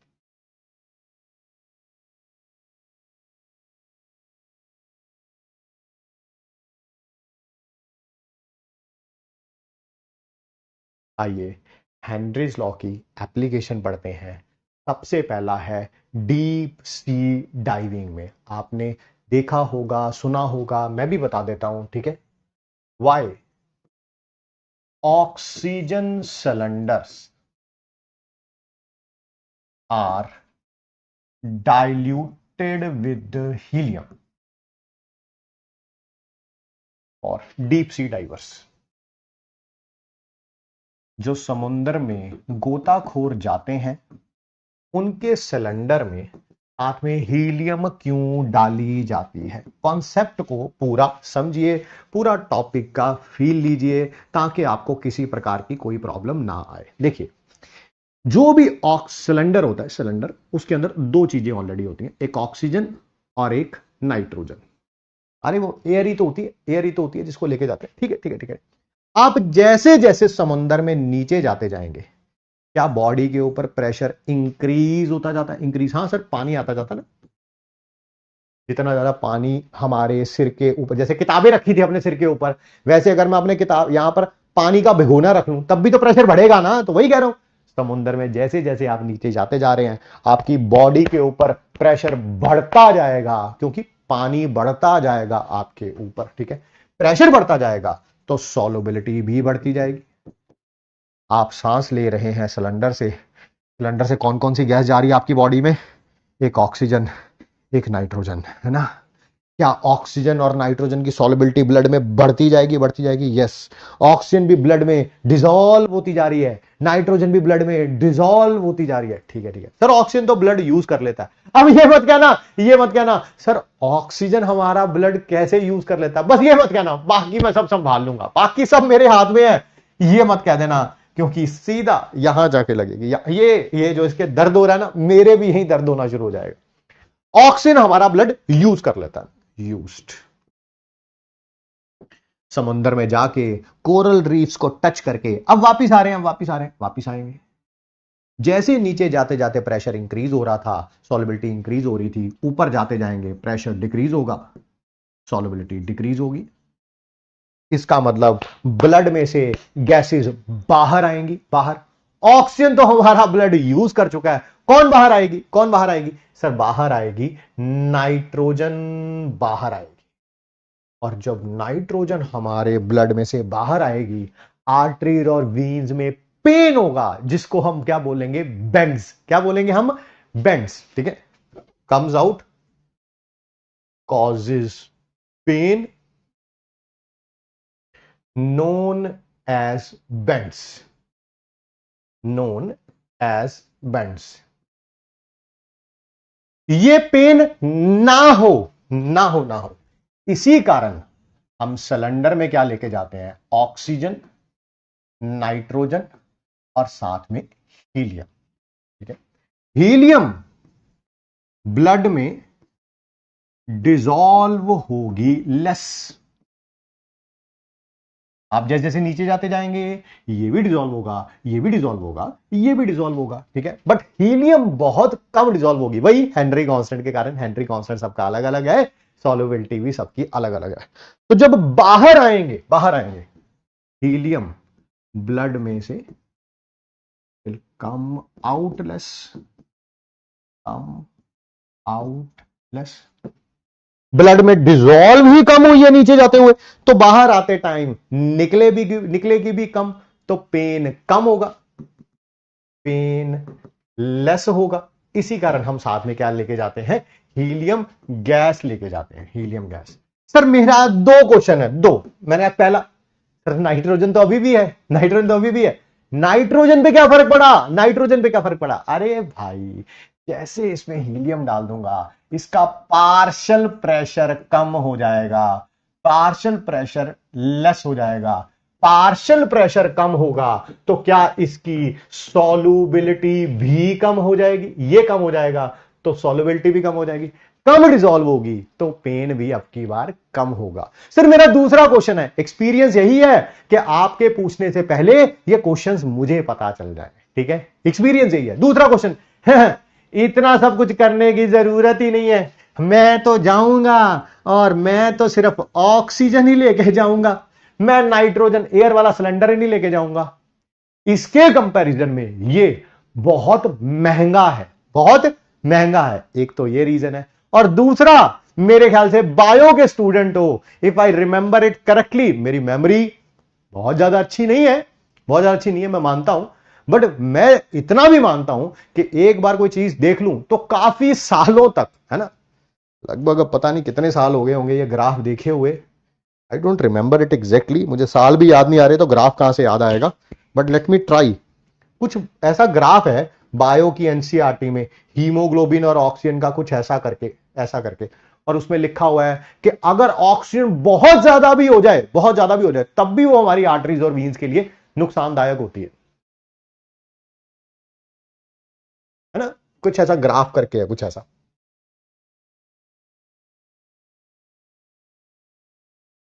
है ना, सिग्मोइड ग्राफ जो भी है वो बहुत पुरानी बातें हो गई।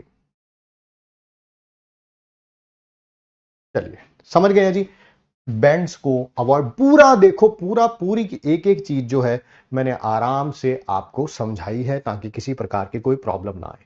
और देखिए, in the function of lungs,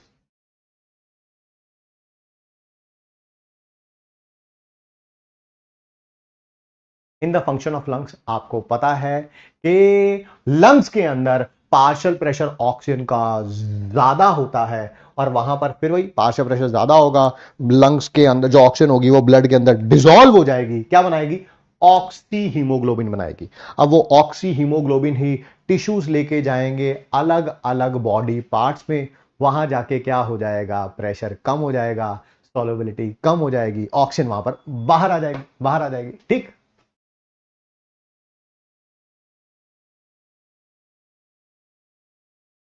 अरे यार वे बेवकूफ वाले क्वेश्चन, ये रिमूव क्यों नहीं कर देते यहां से नाइट्रोजन को, बताया तो ये बहुत कॉस्टली है, और कैसे बताऊं भाई, छाती पे चिपवा लूंगा किसी चीज को, बता तो दिया कि ये ज्यादा कॉस्टली है, ये अगर 2,000 रुपए का सिलेंडर होगा तो ये 25,000 का होगा, है ना, सारी कमाई पानी में गई, छपाक, है ना, डीप सी डाइविंग करने जानी है, वापिस आने टाइम की कोई टिकट रखनी है कि नहीं रखनी।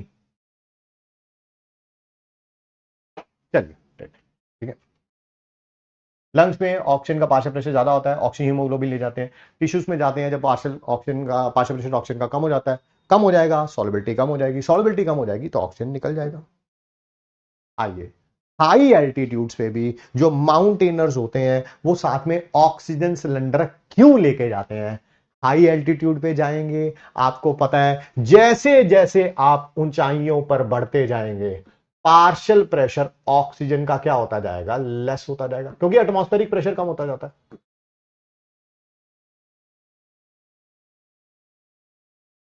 ऊपर पूरी एयर ही कम है तो ऑब्वियसली उसकी ऑक्सीजन भी क्या हो जाएगी, कम हो जाएगी, तो ऑक्सीजन हमारी बॉडी के अंदर कम हो जाएगी, इस कारण हमें सांस लेने में क्या होती है, मुश्किल होती है, ठीक है। और इसी कारण एक और प्रॉब्लम होती है जिसको क्या बोलते हैं हम लोग, एनॉक्सिया, लिखा होगा, हाई एल्टीट्यूड्स पे एटमॉस्फेरिक प्रेशर कम हो जाता है, ऑक्सीजन भी कम हो जाएगी, जिसके कारण लेस ऑक्सीजन अवेलेबल होती है ब्रीदिंग में, जिसे क्या बोलते हैं हम लोग, एनॉक्सिया बोलते हैं, ठीक है। ऐसा ना हो, ठीक है, साथ में वो क्या लेके जाते हैं, ऑक्सीजन सिलेंडर्स, तो ऑक्सीजन कम भी हो जाए तो ऑक्सीजन सिलेंडर से हमें ऑक्सीजन मिलती रहे।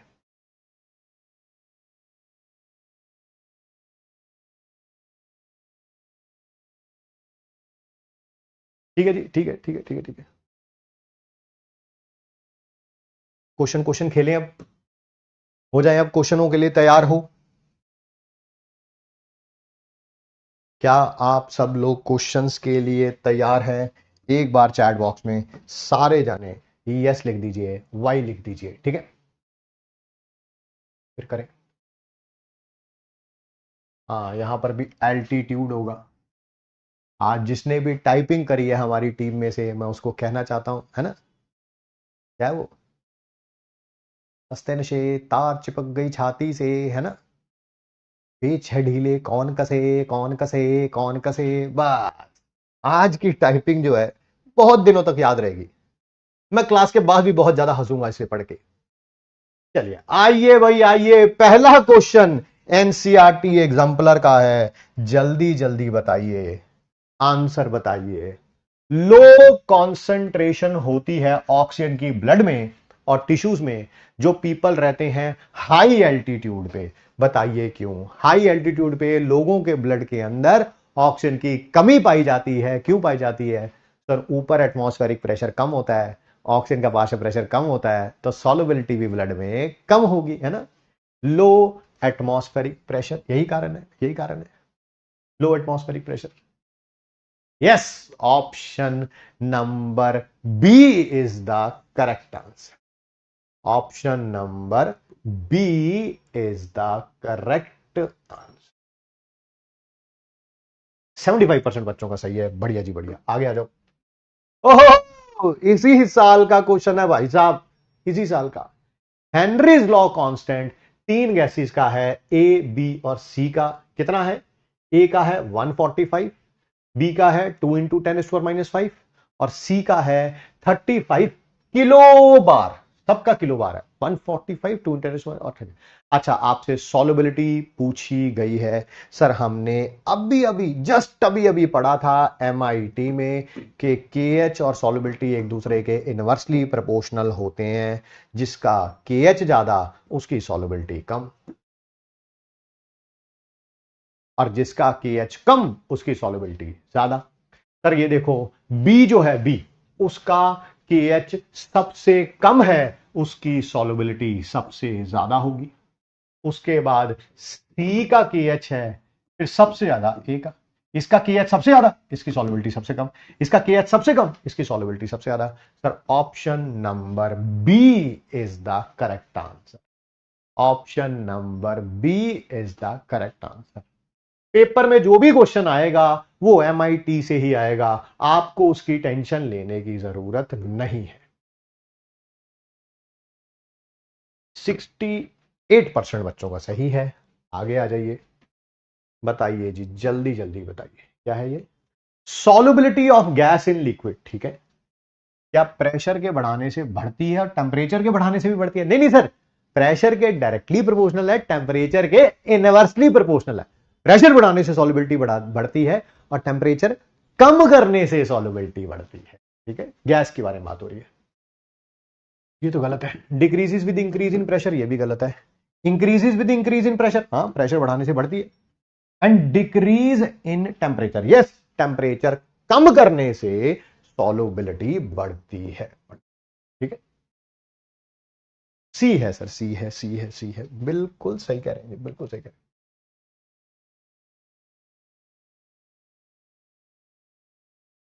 74% बच्चों का सही है जी। आगे आ जाइए, नीट 2023 का क्वेश्चन है ना। सब कुछ आपको अपने नोट्स में ही मिलेगा, टेंशन लेने की कोई जरूरत नहीं है। जल्दी से बताइए, नीचे दो स्टेटमेंट दे रखे हैं, एक ए है असर्शन, दूसरा रीजन है आर, ठीक है। हीलियम को यूज किया जाता है ऑक्सीजन के साथ डाइल्यूट करने के लिए डाइविंग अपरेटस में। हाँ भाई, डाइविंग अपरेटस का मतलब वही है कि डीप सी डाइविंग में जाते हैं जो, ठीक है। क्या हीलियम की सॉल्युबिलिटी ऑक्सीजन से ज्यादा होती है? नहीं सर, ये गलत है। हीलियम की सॉल्युबिलिटी कम होती है, कम होती है। कम डिसॉल्व होगा, डिसॉल्व कम होगा तो बाहर भी कम आएगा, पेन भी कम होगा, पेन भी कम होगा, पेन भी कम होगा। ये सही है, ये गलत है। A is true but R is false, A is true but R is false, ठीक है जी।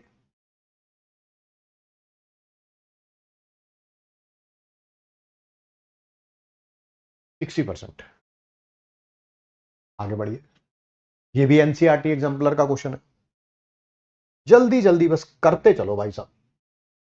KH वैल्यू दे रखी है आर्गन की, CO2 की, मिथेनॉल की और CH4 की, सबकी ये दे रखी है, ठीक है। यूनिट सेम ही होगा, नहीं दिया हुआ तो आपको लिखा हुआ है इंक्रीजिंग ऑर्डर ऑफ सॉल्युबिलिटी में लगाइए, जिसका KH हाई उसकी सॉल्युबिलिटी कम। बताओ भाई सबसे बड़ा KH किसका है सर? इसका, ये आर्गन का, इसकी सॉल्युबिलिटी सबसे कम। फिर उसके बाद किसका है सर? इसका क्या नाम है इसका? CO2। फिर किसका है? इन दोनों में से ये बड़ी वैल्यू है, ये that is CH4। And last में क्या होगा? दोनों एक दूसरे के इनवर्सली प्रोपोर्शनल होते हैं। पहले आर्गन, फिर CO2, फिर मिथेनल और मीथेन और फिर methanal. Option number C.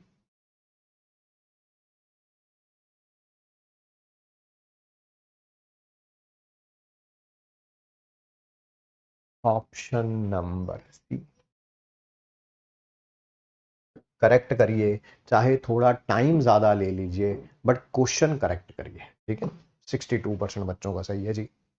Next, some of the gases are soluble in water. इनमें से कुछ गैसेस वाटर में सॉल्युबल होती हैं due to formation of ions, वो पानी के साथ रिएक्ट करके आयन बना लेती हैं। बताइए वाटर इनसॉल्युबल गैसेस कौन कौन सी हैं? आज ही क्लास में MIT में लिखा है, ये भी पानी के साथ रिएक्ट कर जाता था, ये भी कर जाता है, ये भी कर जाता है। ये भी लिखा है ये पानी के साथ रिएक्ट नहीं करता, ये भी रिएक्ट नहीं करता। तो आंसर कौन सा है? 4 और 5। 4 और 5 आज किया ये देखो, ये तीनों के तीनों आपको MIT में नजर आ जाएंगे, जो पानी के साथ रिएक्ट कर जाते हैं।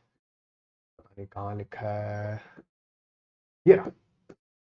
SO2 SO3 है ना, सब लिखे हैं, HCl अमोनिया वगैरह। और ये भी लिखा है हाइड्रोजन पानी के साथ रिएक्ट नहीं करता, मीथेन पानी के साथ रिएक्ट नहीं करता। वही पूछा है, कौन रिएक्ट नहीं करते? जो रिएक्ट कर जाते हैं वो डिसॉल्व हो जाएंगे। देखिए सॉल्युबिलिटी और पार्शियल प्रेशर का ग्राफ दे रखा है। सर ग्राफ कैसे बनेगा? अरे यार कैसी बात कर रहे हो अब तुम, मतलब ये पूछोगे फिर तो बस दुनिया ही खत्म होने वाली है ना। अगर कोई पूछे कि ये ग्राफ कैसा बना है, तो फिर तो बेटा दुनिया खत्म ही है, अब जैसे मर्जी कर लो। हमने पढ़ा था solubility is directly proportional to the partial pressure. क्या ये इसी के ऊपर ग्राफ है? ये वाई एक्सिस पे और ये एक्स एक्सिस पे। सर ये y is equal to mx का ग्राफ है, बिल्कुल स्ट्रेट लाइन, स्ट्रेट लाइन वही बनाया हुआ। चलो आओ क्वेश्चन पे आते हैं। मोलर सॉल्युबिलिटी, सॉल्युबिलिटी मोल्स, वही मोलर सॉल्युबिलिटी मतलब मोलैरिटी, मोलैरिटी दे रखी है या एस दे रखा है, एक ही बात है, मोल्स पर लीटर। हीलियम की, नाइट्रोजन की, ऑक्सीजन की दे रखी है, वो रही हीलियम की, नाइट्रोजन की, ऑक्सीजन की, ठीक है दे रखी है। आपसे हेनरीज लॉ कांस्टेंट पूछे हुए हैं, आपसे हेनरीज लॉ कांस्टेंट पूछे हुए हैं। आप बता दो भाई, आप बता दो जल्दी जल्दी, आप बता दो। क्या मैंने यहां पर ये पॉइंट ऐसे स्ट्रेट लाइन अगर मैं लगा लूं, ऐसे में स्ट्रेट लाइन लगा दूं, तो यहां पर पार्शियल प्रेशर हीलियम का, नाइट्रोजन का और ऑक्सीजन का, क्या तीनों का पार्शियल प्रेशर सेम है? पार्शियल प्रेशर सेम है, पार्शियल प्रेशर सेम है, बिल्कुल। बताओ भाई किसकी सॉल्युबिलिटी ज्यादा है, किसकी सॉल्युबिलिटी कम है? किसकी सॉल्युबिलिटी ज्यादा है, किसकी सॉल्युबिलिटी कम है? जल्दी जल्दी बता दो, जल्दी जल्दी बता। किसकी ज्यादा है, किसकी कम है? सर ऑक्सीजन की सबसे ज्यादा है सॉल्युबिलिटी, नाइट्रोजन की उससे कम है और हीलियम की सबसे कम है। खत्म, टाटा बाय बाय। जिसकी सॉल्युबिलिटी ज्यादा होगी उसका हेनरी कांस्टेंट कम होगा। हेनरी कांस्टेंट और सॉल्युबिलिटी एक दूसरे के इनवर्सली प्रोपोर्शनल होते हैं। कहाँ लिखा है MIT में? आगे है, आगे आगे ये रहा। जिसकी सॉल्युबिलिटी ज्यादा उसका हेनरी कांस्टेंट कम। ऑक्सीजन की सॉल्युबिलिटी सबसे ज्यादा है, उसका हेनरी कांस्टेंट सबसे कम होगा। हीलियम की सॉल्युबिलिटी सबसे कम है, उसका हेनरी कांस्टेंट सबसे ज्यादा होगा। क्या यही होगा? Option number B, B B B B B.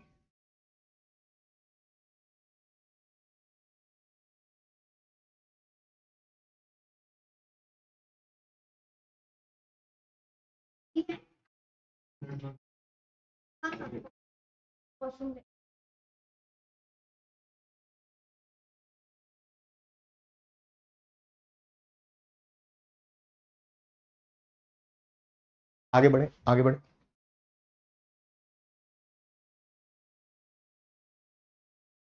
चलिए जल्दी बताइए, जल्दी जल्दी बताइए।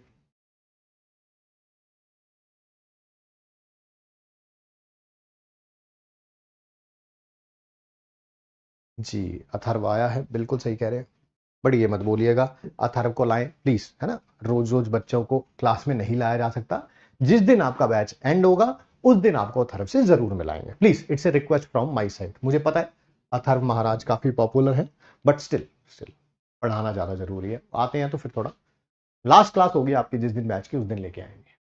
It is found that Henry's law constant gas के ऊपर डिपेंड करता है। हाँ तो बताइए, higher the value of K H lower is the solubility. हाँ बिल्कुल सही है, के एच और सॉल्युबिलिटी एक दूसरे के इनवर्सली प्रोपोर्शनल होते हैं। Higher the temperature of gas, higher the value of K H, hence lower the solubility. हाँ ये भी सही है सर, टेम्परेचर के डायरेक्टली प्रोपोर्शनल होता है के एच, है ना। टेम्परेचर हाई, के एच भी हाई और सॉल्युबिलिटी भी कम होगी। बिल्कुल सही कह रहे हैं। क्या दोनों स्टेटमेंट करेक्ट है? हाँ दोनों स्टेटमेंट करेक्ट है। Option number C, option number C, ठीक है। Option number C, option number C, बिल्कुल सही कह रहे हैं, बिल्कुल सही कह रहे हैं। 9% बच्चों का सही है जी। ये होमवर्क पे कर रहा है यार क्वेश्चन, सिंपल है, बहुत सिंपल है, इसी कारण होमवर्क में दिया। आओ मैं कुछ न्यूमेरिकल कराता हूं। आराम से क्वेश्चन पढ़ना, कोई जल्दी नहीं है, है ना। देयर इज नथिंग, जल्दी करने की जरूरत नहीं है। पार्शियल प्रेशर इथेन का पता होगा, इथेन किसे बोलते हैं? नहीं तो मैं बता देता हूं। Over A saturated solution containing 6.56 gram of ethane. अच्छा, आपको मास ऑफ इथेन दे रखा है, कितना दे रखा है? 6.56 इंटू 10⁻⁻² ग्राम। और पार्शियल प्रेशर इथेन का भी दे रखा है, पार्शियल प्रेशर इथेन का दे रखा है 1 बार, 1 बार, ठीक है, नो इश्यूज। अगर सॉल्यूशन के अंदर 5 इंटू 10⁻² ग्राम ऑफ इथेन हो, अच्छा इथेन इतना हो, इतना इतना 5 इंटू 10⁻² ग्राम हो, what shall be the partial pressure of gas? अब पार्शियल प्रेशर बताओ। सर आप फंस गए सर, आप पहले न्यूमेरिकल में ही फंस गए। मैंने कहा क्यों? आपने बोला था कौन सा फॉर्मूला लगेगा, ये वाला या ये वाला? ये वाला, दोनों में से एक लगेगा। कैसे डिसाइड करेंगे? हेनरी कांस्टेंट के, हेनरी कांस्टेंट के यूनिट से। सर यहां पर तो हेनरी कांस्टेंट का नामो निशान ही नहीं है। तो भाई तू चाहे इससे आंसर निकाल ले या इससे आंसर निकाल ले, दोनों से आंसर सेम आएगा, सेम आएगा, सेम आएगा। मैं इससे निकाल देता हूं, तो इससे निकाल लियो। आजा, पहले W लिख। W कितना है? 6.56 इंटू 10⁻²। के एच, पार्शियल प्रेशर कितना है? 1 बार। बाद में W कितना हो गया? डिवाइड कर रहा हूं, 5 इंटू 10⁻², के एच। और ये बाद वाला पार्शियल प्रेशर निकालना है, P डैश निकालना है। फिर ये के एच से के एच कैंसिल आउट हो गया, 10⁻² ये भी कैंसिल आउट हो गया। क्या पार्शियल प्रेशर C2H6 का क्रॉस मल्टीप्लाई करेंगे, 5 ऊपर चला जाएगा, 6.56 नीचे आ जाएगा। क्या इसको ऐसे लिख सकते हैं? 500, ये दोनों जीरो हटा रहा हूं, 500/656 बार। बोलो भाई, तुम इससे निकाल लेना चाहे, आंसर देखना सेम ही आएगा। आंसर में कोई गड़बड़ी नहीं आएगी भाई, आंसर में कोई गड़बड़ी नहीं आएगी।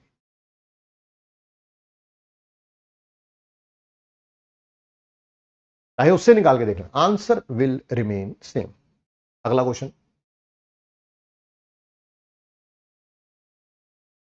जेई मेंस का क्वेश्चन है, अच्छा क्वेश्चन है, ध्यान से सुनिए समझिए। सॉल्युबिलिटी नाइट्रोजन की वाटर में 300 केल्विन पे कितनी है? 500 टॉर। अच्छा, प्रेशर कितना एट 500 टॉर? पार्शियल प्रेशर कौन है? नाइट्रोजन का पार्शियल प्रेशर दे रखा है 500 टॉर। टॉर और एमएम ऑफ एच सेम होता है, दोनों टॉर और एमएम ऑफ एच सेम होता है। सॉल्युबिलिटी नाइट्रोजन की कितनी दे रखी है? 0.01 ग्राम पर लीटर। ठीक है, आपसे सॉल्युबिलिटी ग्राम पर लीटर में दे रखी है, कोई बात नहीं, इतने प्रेशर पे कितनी होगी। अच्छा, पार्शियल प्रेशर जब 750 टॉर कर दिया है, अब आपसे सॉल्युबिलिटी पूछी हुई है, अब आपसे सॉल्युबिलिटी पूछी, कोई बात नहीं सर, फिर वही सर, आप फिर फंस गए, आप फिर फंस गए। देखो सॉल्युबिलिटी के भी दो फॉर्मूले हो सकते थे, एक तो ये वाला और एक ये वाला। मैं तो नन्ना मुन्ना राही हूं, मुझे कैसे पता चलेगा ये यूज करना है ये यूज करना है, क्योंकि के एच के ना तो यूनिट दे रखे हैं ना के एच पूछा हुआ है। अरे भाई तो इससे निकाल ले या इससे निकाल ले, आंसर सेम ही आएगा। मैं इससे निकाल देता हूं, तो घर जाके इससे निकाल लियो। सर मैं घर में ही हूं, अरे बेटा बढ़िया, फिर तो पार्शियल प्रेशर नाइट्रोजन का 500, के एच निकालना है, सॉरी के एच नहीं दे रखा, सॉल्युबिलिटी 0.01 है।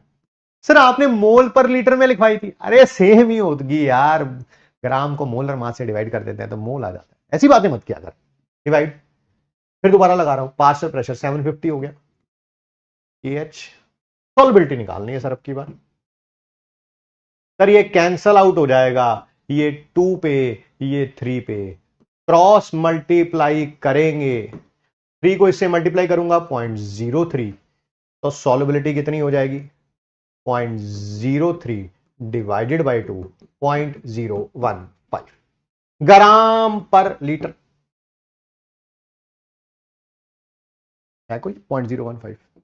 सर मैं एक बात बताऊं, मैं ना मैं ना सर थिंक विदाउट इंक से ये क्वेश्चन कर लिया था। मैं कैसे कैसे कह रहा सर, ये देखो मैं बताता हूं आपको, अगर 500 टॉर प्रेशर है तो सॉल्युबिलिटी इतनी है। मैंने कहा ठीक, अगर प्रेशर इतना हो गया अब सॉल्युबिलिटी कितनी होगी। सर ये देखो ना, इसका हाफ प्रेशर इंक्रीज किया है ना, 500 से 750 गए हो तो 250 इंक्रीज हुआ है, इसका हाफ इंक्रीज हुआ है, तो सॉल्युबिलिटी भी तो हाफ इंक्रीज होगी। ओ भाई साहब, है दिमाग देख लड़के ने कैसे लगाया, ये 0.01 थी, इसका हाफ होगा 0.005, तो मैंने 0.01 में 0.005 ऐड किया, सर आंसर 0.015 आ गया। क्या बात है यार, है ना, थिंक विदाउट इंक से भी आ गया, बहुत बढ़िया बहुत बढ़िया, कईयों ने थिंक विदाउट इंक से कर लिया, बहुत बढ़िया भाई साहब, अच्छी बात है कर लिया तो।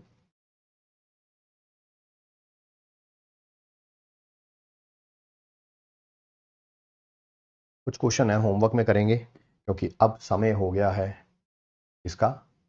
सबसे पहले होमवर्क मॉड्यूल से मिलेंगे आज, याद रखना, कुछ होमवर्क में मैंने क्वेश्चंस दिए भी हुए हैं उनको करेंगे, बट पहले करेंगे टेस्ट नंबर 3। जल्दी जल्दी बताओ भाई, जल्दी जल्दी। Find mass of H2O obtained if 3 moles of hydrogen react with 10 moles of oxygen।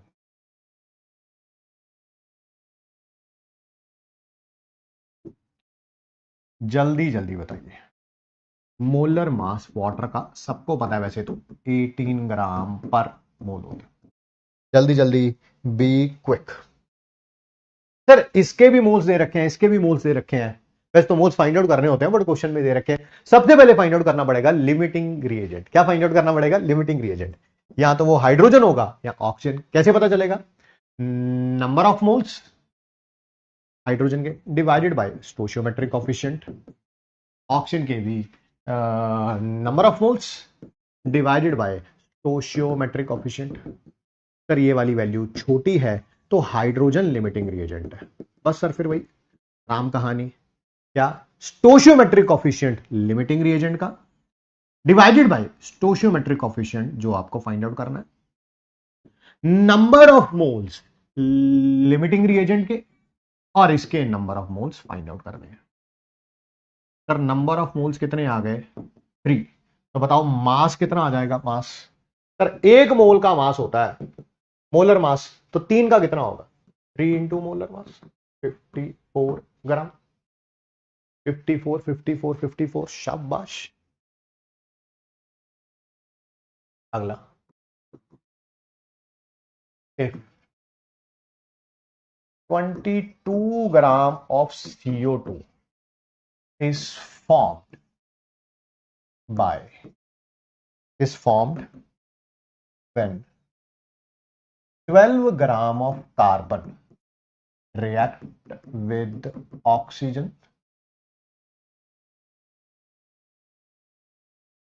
find percentage yield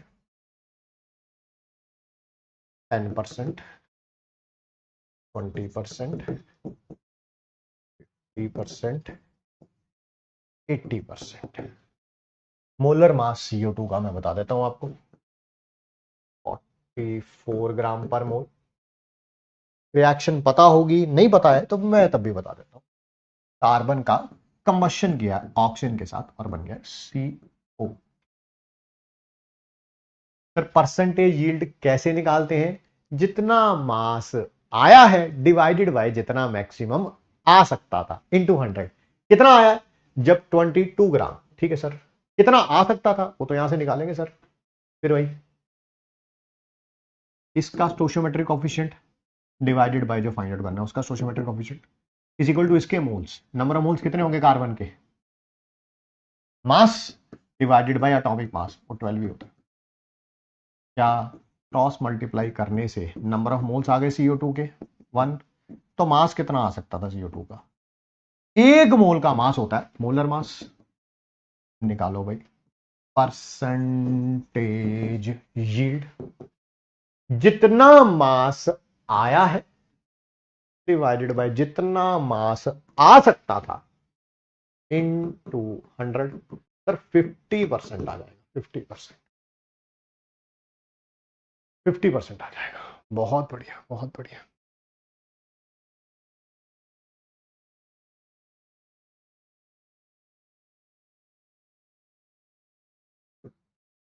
third point, third question. If 50% pure 200 gram calcium carbonate react with sulphuric acid, find mass of H2O formed. सबके molar mass मैं लिख देता हूं। Calcium carbonate का होता है 100 ग्राम और H2O का होता है दैट इज 18 ग्राम। रिएक्शन अभी तक तो पता चल चुकी होगी, नहीं पता है तो मैं बैठा हूं। 10th में भी सीखते थे हम सॉल्ट का रिएक्शन एसिड के साथ, salt plus H2O plus CO2, वरना H2CO3 था, वो टूट के H2CO2 बना लेता। चलिए चलिए क्वेश्चन करते हैं। सबसे पहले जो भी सब्सटेंस दे रखा है उसका प्योर मास फाइंड आउट कर लो। प्योर मास कौन दे रखा है? कैल्शियम कार्बोनेट का प्योर मास कैसे निकलेगा? सर 200 ग्राम है, बट उसमें से है कितना?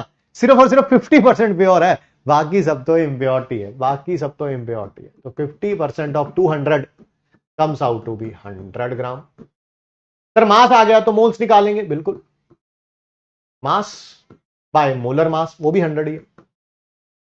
अब ये आ गया है, ये फाइंड आउट करना है। फिर वही स्टोशियोमेट्रिक सब कोफिशिएंट जो गिवन है और जो फाइंड आउट करना है, नंबर ऑफ मोल्स गिवन के और नंबर ऑफ मोल्स इसके फाइंड आउट करने हैं। सर नंबर ऑफ मोल्स 1 आ गए तो मास कितना आ जाएगा? 1 मोल का मास होता है molar mass, molar mass water का 18 ग्राम है। 18 ग्राम, 18 18 18।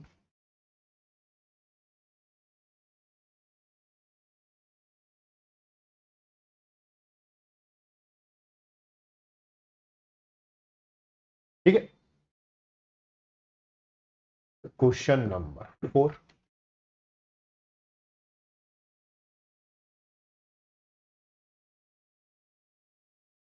if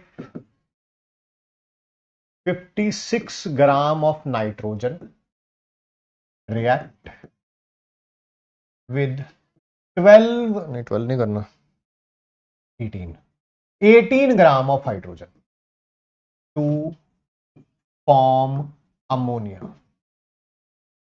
which reactant is left and by what amount?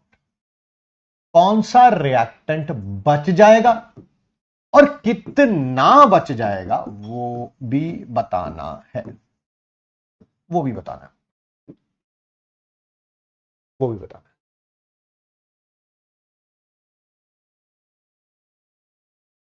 कितना रिएक्टेंट बच जाएगा वो भी बताना है आपको। सर सबसे पहले जो भी गिवन होता है पहले उसके number of moles find out करते हैं। नाइट्रोजन का मोलर मास होता है 28 ग्राम, हाइड्रोजन का होता है 2 ग्राम। नंबर ऑफ मोल्स कैसे निकालूंगा? Mass by molar mass. Sir moles आ गए नाइट्रोजन के 2 और हाइड्रोजन के कितने आ जाएंगे? मास बाय मोलर मास कितने आ गए? 9। सर अब पहले देखना पड़ेगा लिमिटिंग रिएजेंट। लिमिटिंग रिएजेंट खत्म हो जाएगा, दूसरे वाला बन जाएगा, दूसरे वाला बन जाएगा। कैसे निकालूंगा लिमिटिंग रिएजेंट? नाइट्रोजन के moles divided by stoichiometric coefficient, hydrogen के moles divided by stoichiometric coefficient. दोनों में से ये छोटा है, ये लिमिटिंग रिएजेंट है। नाइट्रोजन खत्म हो जाएगा, हाइड्रोजन बच जाएगा, बच जाएगा। फिर कितना बच जाएगा पहले ये देखते हैं, कितना रिएक्ट कर जाएगा, कितना रिएक्ट कर जाएगा। कैसे? ये लिमिटिंग रिएजेंट है, ये फाइंड आउट करना है, ये लिमिटिंग रिएजेंट है, ये फाइंड आउट करना है। तो पहले स्टोइचियोमेट्रिक कोएफिशिएंट लिमिटिंग रिएजेंट के, जो आपको फाइंड आउट करना है उसका स्टोइचियोमेट्रिक कोएफिशिएंट। लिमिटिंग रिएजेंट के मोल्स 2 हैं और इसके आपको फाइंड आउट करने हैं। क्रॉस मल्टीप्लाई करेंगे तो 6 मोल्स रिएक्ट कर गए हैं, रिएक्ट कर गए हैं। तो बचे कितने होंगे? बचे कितने होंगे? नाइट्रोजन के मोल्स थे कितने? सर 9। रिएक्ट कितने कर गए? 6। तो बचे कितने होंगे? सर 3 मोल बचे होंगे, 3 मोल। तो कितना मास बचा होगा? मास 1 मोल का मास मोलर मास, 3 मोल का मास 3 इंटू मोलर मास, 6 ग्राम बचा होगा, 6 ग्राम। ठीक।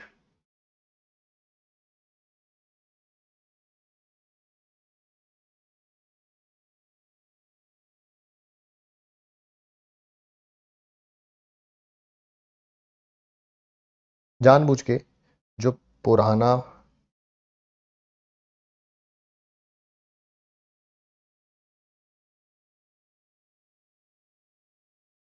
पढ़ रखा है उसमें से पूछ रहा हूं, ठीक है? पूरा 1 से लेके 8 तक। अगर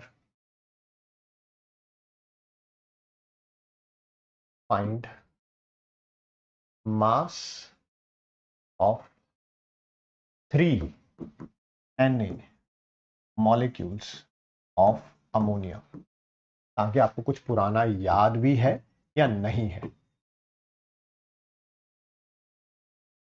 सर मॉलिक्यूल दे रखे हैं, मास फाइंड आउट करना है। सबसे पहले मोल्स, मोल्स कैसे आ जाएंगे? Number of molecules divided by Avogadro number. Sir 3 मोल आ गए, बताइए 1 मोल का मास क्या होगा? Molar mass. तो 3 मोल का कितना होगा? 3 इंटू मोलर मास 51 ग्राम। 51 बिल्कुल बिल्कुल सही है, बिल्कुल सही है।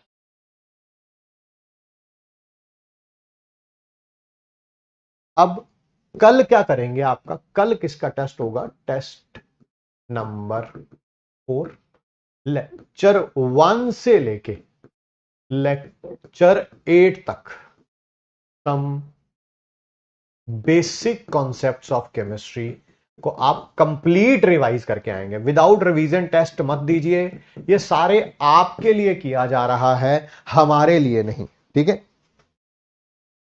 टाइम हो गया है, बट मैंने सोचा था कि ट्रिक बतानी है मैथमेटिकल कैलकुलेशन के लिए।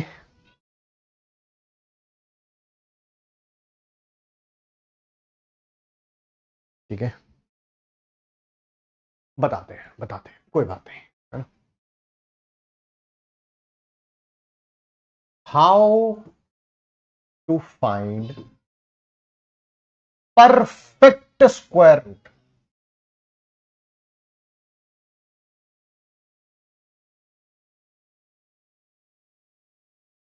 स्क्वायर रूट का मतलब तो पता है ना, ये जैसे रूट 25 का स्क्वायर 25 का स्क्वायर रूट कितना आता है? सर दैट इज 5 आता है, 5। ठीक है, कैसे फाइंड आउट कर सकते हैं? देखिए सबसे पहले तो आपको 1 से लेके 10 तक नंबर और उसका स्क्वायर जरूर पता होना चाहिए। सर वो हमें ऑलरेडी पता है, मुझे भी पता है, आपको पता है, बट फिर भी ये आपको पता जरूर होना चाहिए। 1 का स्क्वायर 1 होता है, 2 का स्क्वायर 4 होता है, 3 का 9 होता है, 3 इंटू 3 9 ही तो होता है, 4 का 16 होता है, 5 का 25 होता है, 6 का 36 होता है, 7 का 49 होता है, 8 का 64 होता है, 9 का 81 होता है और 10 का 100 होता है। क्या इससे काम चल जाएगा हमारा? नहीं, इससे हमारा काम नहीं चलेगा। हमें और 10 से ऊपर जो 10 के मल्टीपल्स हैं, लाइक 10 का मल्टीपल कौन कौन सा है, 10 20 30 40 50 60 70 80 90 100, इनके भी पता होने चाहिए। सर वो कौन सी बड़ी बात है? यहां पर नंबर और उसका स्क्वायर। सर ये तो ऑलरेडी पता है हमें। 10 का स्क्वायर क्या करना है? सर वो तो पता ही है 100। 20 का स्क्वायर 20 इंटू 20, सर कुछ नहीं करना, 2 का स्क्वायर करना है 4 और आगे 2 जीरो लगा देनी है, क्योंकि 20 इंटू 20 2 जीरो हो गई ना। 30 का स्क्वायर, सर 3 का स्क्वायर करना है 9 होता है, आगे 2 जीरो लगा देनी है, बहुत बढ़िया बेटा। 40 का स्क्वायर 4 का स्क्वायर 16, 2 जीरो लगा देनी है। 50 का स्क्वायर सर 25, फिर 2 जीरो। 60 का स्क्वायर 6 का स्क्वायर 36, 2 जीरो। 70 का स्क्वायर 7 का स्क्वायर 49, आगे 2 जीरो। 80 का स्क्वायर 8 का स्क्वायर 64, आगे 2 जीरो। 90 का स्क्वायर 9 का स्क्वायर 81, आगे 2 जीरो। 100 का स्क्वायर 10 का स्क्वायर कितना हुआ 100, आगे 2 जीरो। ठीक, यहां तक कोई प्रॉब्लम नहीं किसी को?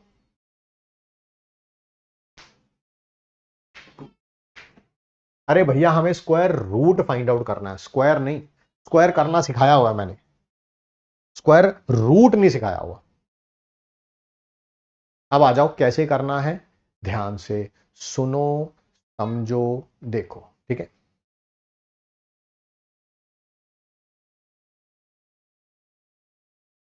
देखो, अगर लास्ट डिजिट स्क्वायर का ये है तो लास्ट डिजिट स्क्वायर रूट का क्या होगा? ध्यान से देखिएगा, सुनिएगा, समझिएगा। ठीक है, ध्यान से देखना, सुनना, समझना। हमने कर लिया वैसे पिछले पेज पे, बट फिर भी मैं एक बार बात कर रहा हूं। मान लो स्क्वायर का लास्ट डिजिट, स्क्वायर का लास्ट डिजिट आया 1। क्या आया? 1। तो बताओ स्क्वायर रूट की लास्ट डिजिट क्या होगी? सर स्क्वायर रूट की लास्ट डिजिट या तो 1 होगी या 9 होगी। देख लो, लास्ट डिजिट आया 1 1, तो जो स्क्वायर रूट होगा, स्क्वायर रूट होगा, अगर स्क्वायर की लास्ट डिजिट 1 है तो स्क्वायर रूट की लास्ट डिजिट क्या होगी? या तो 1 होगी या 9 होगी। क्लियर? क्या ये क्लियर है? लास्ट डिजिट या तो 1 होगी या 9 होगी। सिमिलरली अगर लास्ट डिजिट स्क्वायर की 4 है, 4 है, 4 है, 4 है, तो स्क्वायर रूट की क्या होगी? ये देखो 4 है और 4 है, तो लास्ट डिजिट स्क्वायर की क्या होगी? या तो 2 होगी या 8 होगी। क्लियर? या तो 2 या 8। ठीक है, उसके बाद 6 6 6, अगर लास्ट डिजिट स्क्वायर की 6 है तो स्क्वायर रूट की क्या होगी? स्क्वायर रूट की क्या होगी? या तो 4 या 6, वही लिख रहा हूं। अगर 6 है तो या तो 4 होगी या 6 होगी।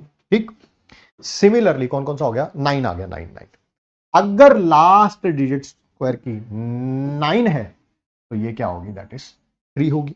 ठीक है सर, अगर 5 है 5 तो 5 होगी, और अगर 0 है तो 0 होगी। क्लियर? सर आप इनडायरेक्टली ये कह रहे हो आप कि किसी भी परफेक्ट स्क्वायर की, परफेक्ट स्क्वायर की लास्ट डिजिट, परफेक्ट स्क्वायर की लास्ट डिजिट ना 2 हो सकती है, ना 3 हो सकती है, ना 8 हो सकती है, ना 7 हो सकती है। बोलो यस और नो, यस और नो, यस और नो। देख लो, स्क्वायर की लास्ट डिजिट ना तो 2 हो सकती है, ना 3 हो सकती है, ना 4 हो सकती है, नहीं सॉरी, 2 नहीं, 3 नहीं, 7 नहीं, 8 नहीं। क्लियर?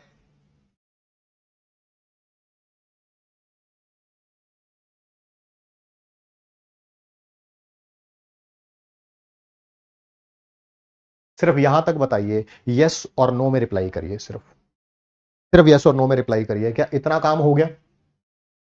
अब देखो, स्क्वायर रूट निकालना कितना आसान है। Find square root of 7744। सबसे पहले लास्ट डिजिट देखो, last digit, sir last digit है 4। तो क्या स्क्वायर रूट की, अगर स्क्वायर की ये है तो स्क्वायर रूट की जो लास्ट डिजिट होगी, आराम से देखो, आराम से, इतना लिखने की जरूरत नहीं पड़ेगी, मैं तो समझा रहा हूं।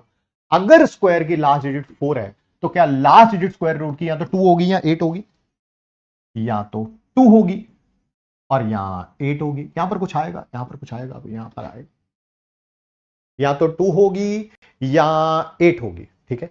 अच्छा, अब ये जो 7744 नंबर है, ये किन के बीच में आ रहा है? किस स्क्वायर के बीच में आ रहा है? सर इस स्क्वायर के बीच में आ रहा है। ये 70 और 80 के 70 नहीं सॉरी 80 और 90 के बीच में आ रहा है। 80 और 90 के बीच में आ रहा है ना? ये जो नंबर है 7744, एक तो 6400 और 8100 के बीच में आ रहा है। ये 80 का स्क्वायर है और ये 90 का स्क्वायर है। इसका मतलब जो भी नंबर होगा, ये जो नंबर होगा ये 80 से 90 के बीच में होगा। Yes sir.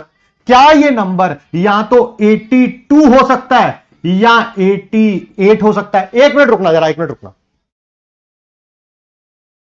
मैंने कुछ पता नहीं चल रहा है।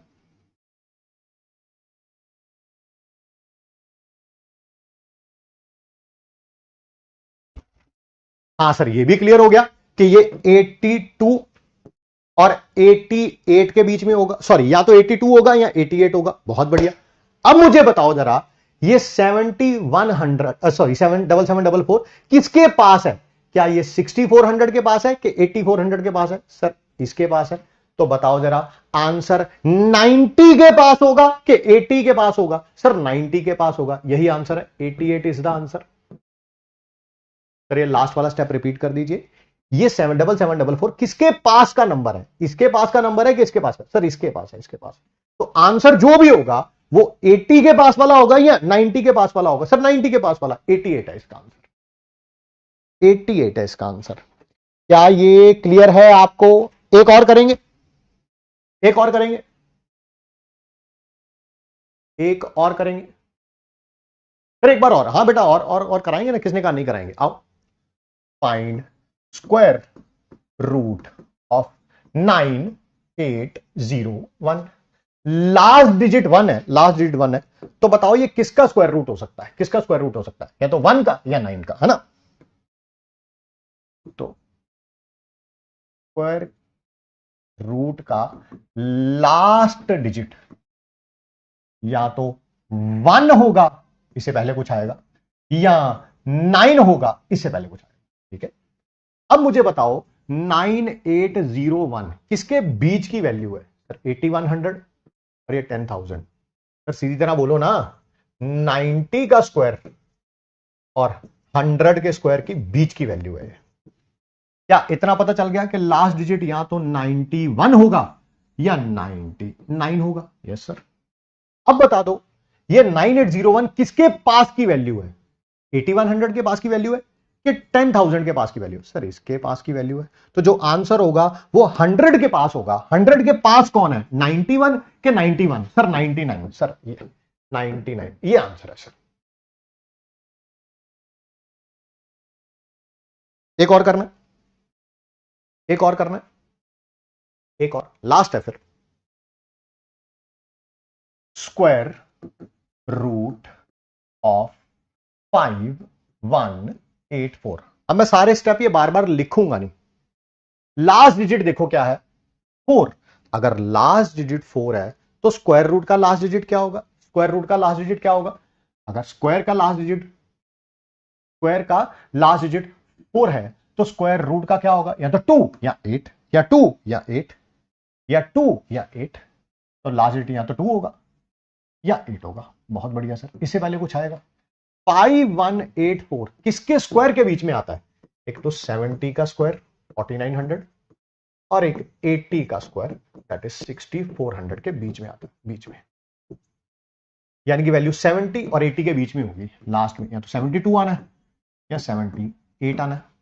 आप बता दो 5184 किसके पास है? 6400 के पास है कि 4900 के पास है? 4900 के पास है। यानी कि जो आंसर आएगा वो 70 के पास होना चाहिए। यानी कि आंसर क्या है? 72। समझ आ गया है? जानबूझ के मैंने इसके 3 एग्जांपल आपको कराए हैं ताकि आपको कॉन्सेप्ट क्लैरिटी हो सके उसके ऊपर। ठीक, 72। बहुत बढ़िया। आज आपको होमवर्क में भी क्वेश्चंस मिलेंगे, ठीक है, और मॉड्यूल से भी होमवर्क मिलेगा। क्लास को अच्छे तरीके से रिवाइज करके आइएगा, ठीक है। बहुत मजा आता है, सही में बता रहा हूं मैं आपकी क्लास में, ठीक है। द रीजन इज कि आप लोग क्लास के एंड में आके बहुत ज्यादा अप्रिशिएट करते हो और वही हमारे लिए मैटर भी करता है, ठीक है। कल की क्लास की मोटिवेशन ही होती है जो आप लास्ट के क्लास के एंड में बोल के जाते हो ना, बस वही हमारी मोटिवेशन है यार। उसी से हमारा, जिसे बोलते हैं ना, सब कुछ जो चल रहा है वो उसी के ऊपर चल रहा है। And I really want to appreciate each and every one of you कि आप क्लास के दौरान तगड़ा डिसिप्लिन मेंटेन करके रखते हो। Hats off to all of you, ठीक है जी। Thank you so much to all of you. जी जी जी जी, it really means a lot to us कि जब आप क्लास के एंड में अप्रिशिएट करते हैं तो, ठीक है। तो thank you so much to all my मगरमच्छ, ठीक है। मिलते हैं आप सबसे नेक्स्ट क्लास में। Thanks for giving us your time. Thank you बच्चों।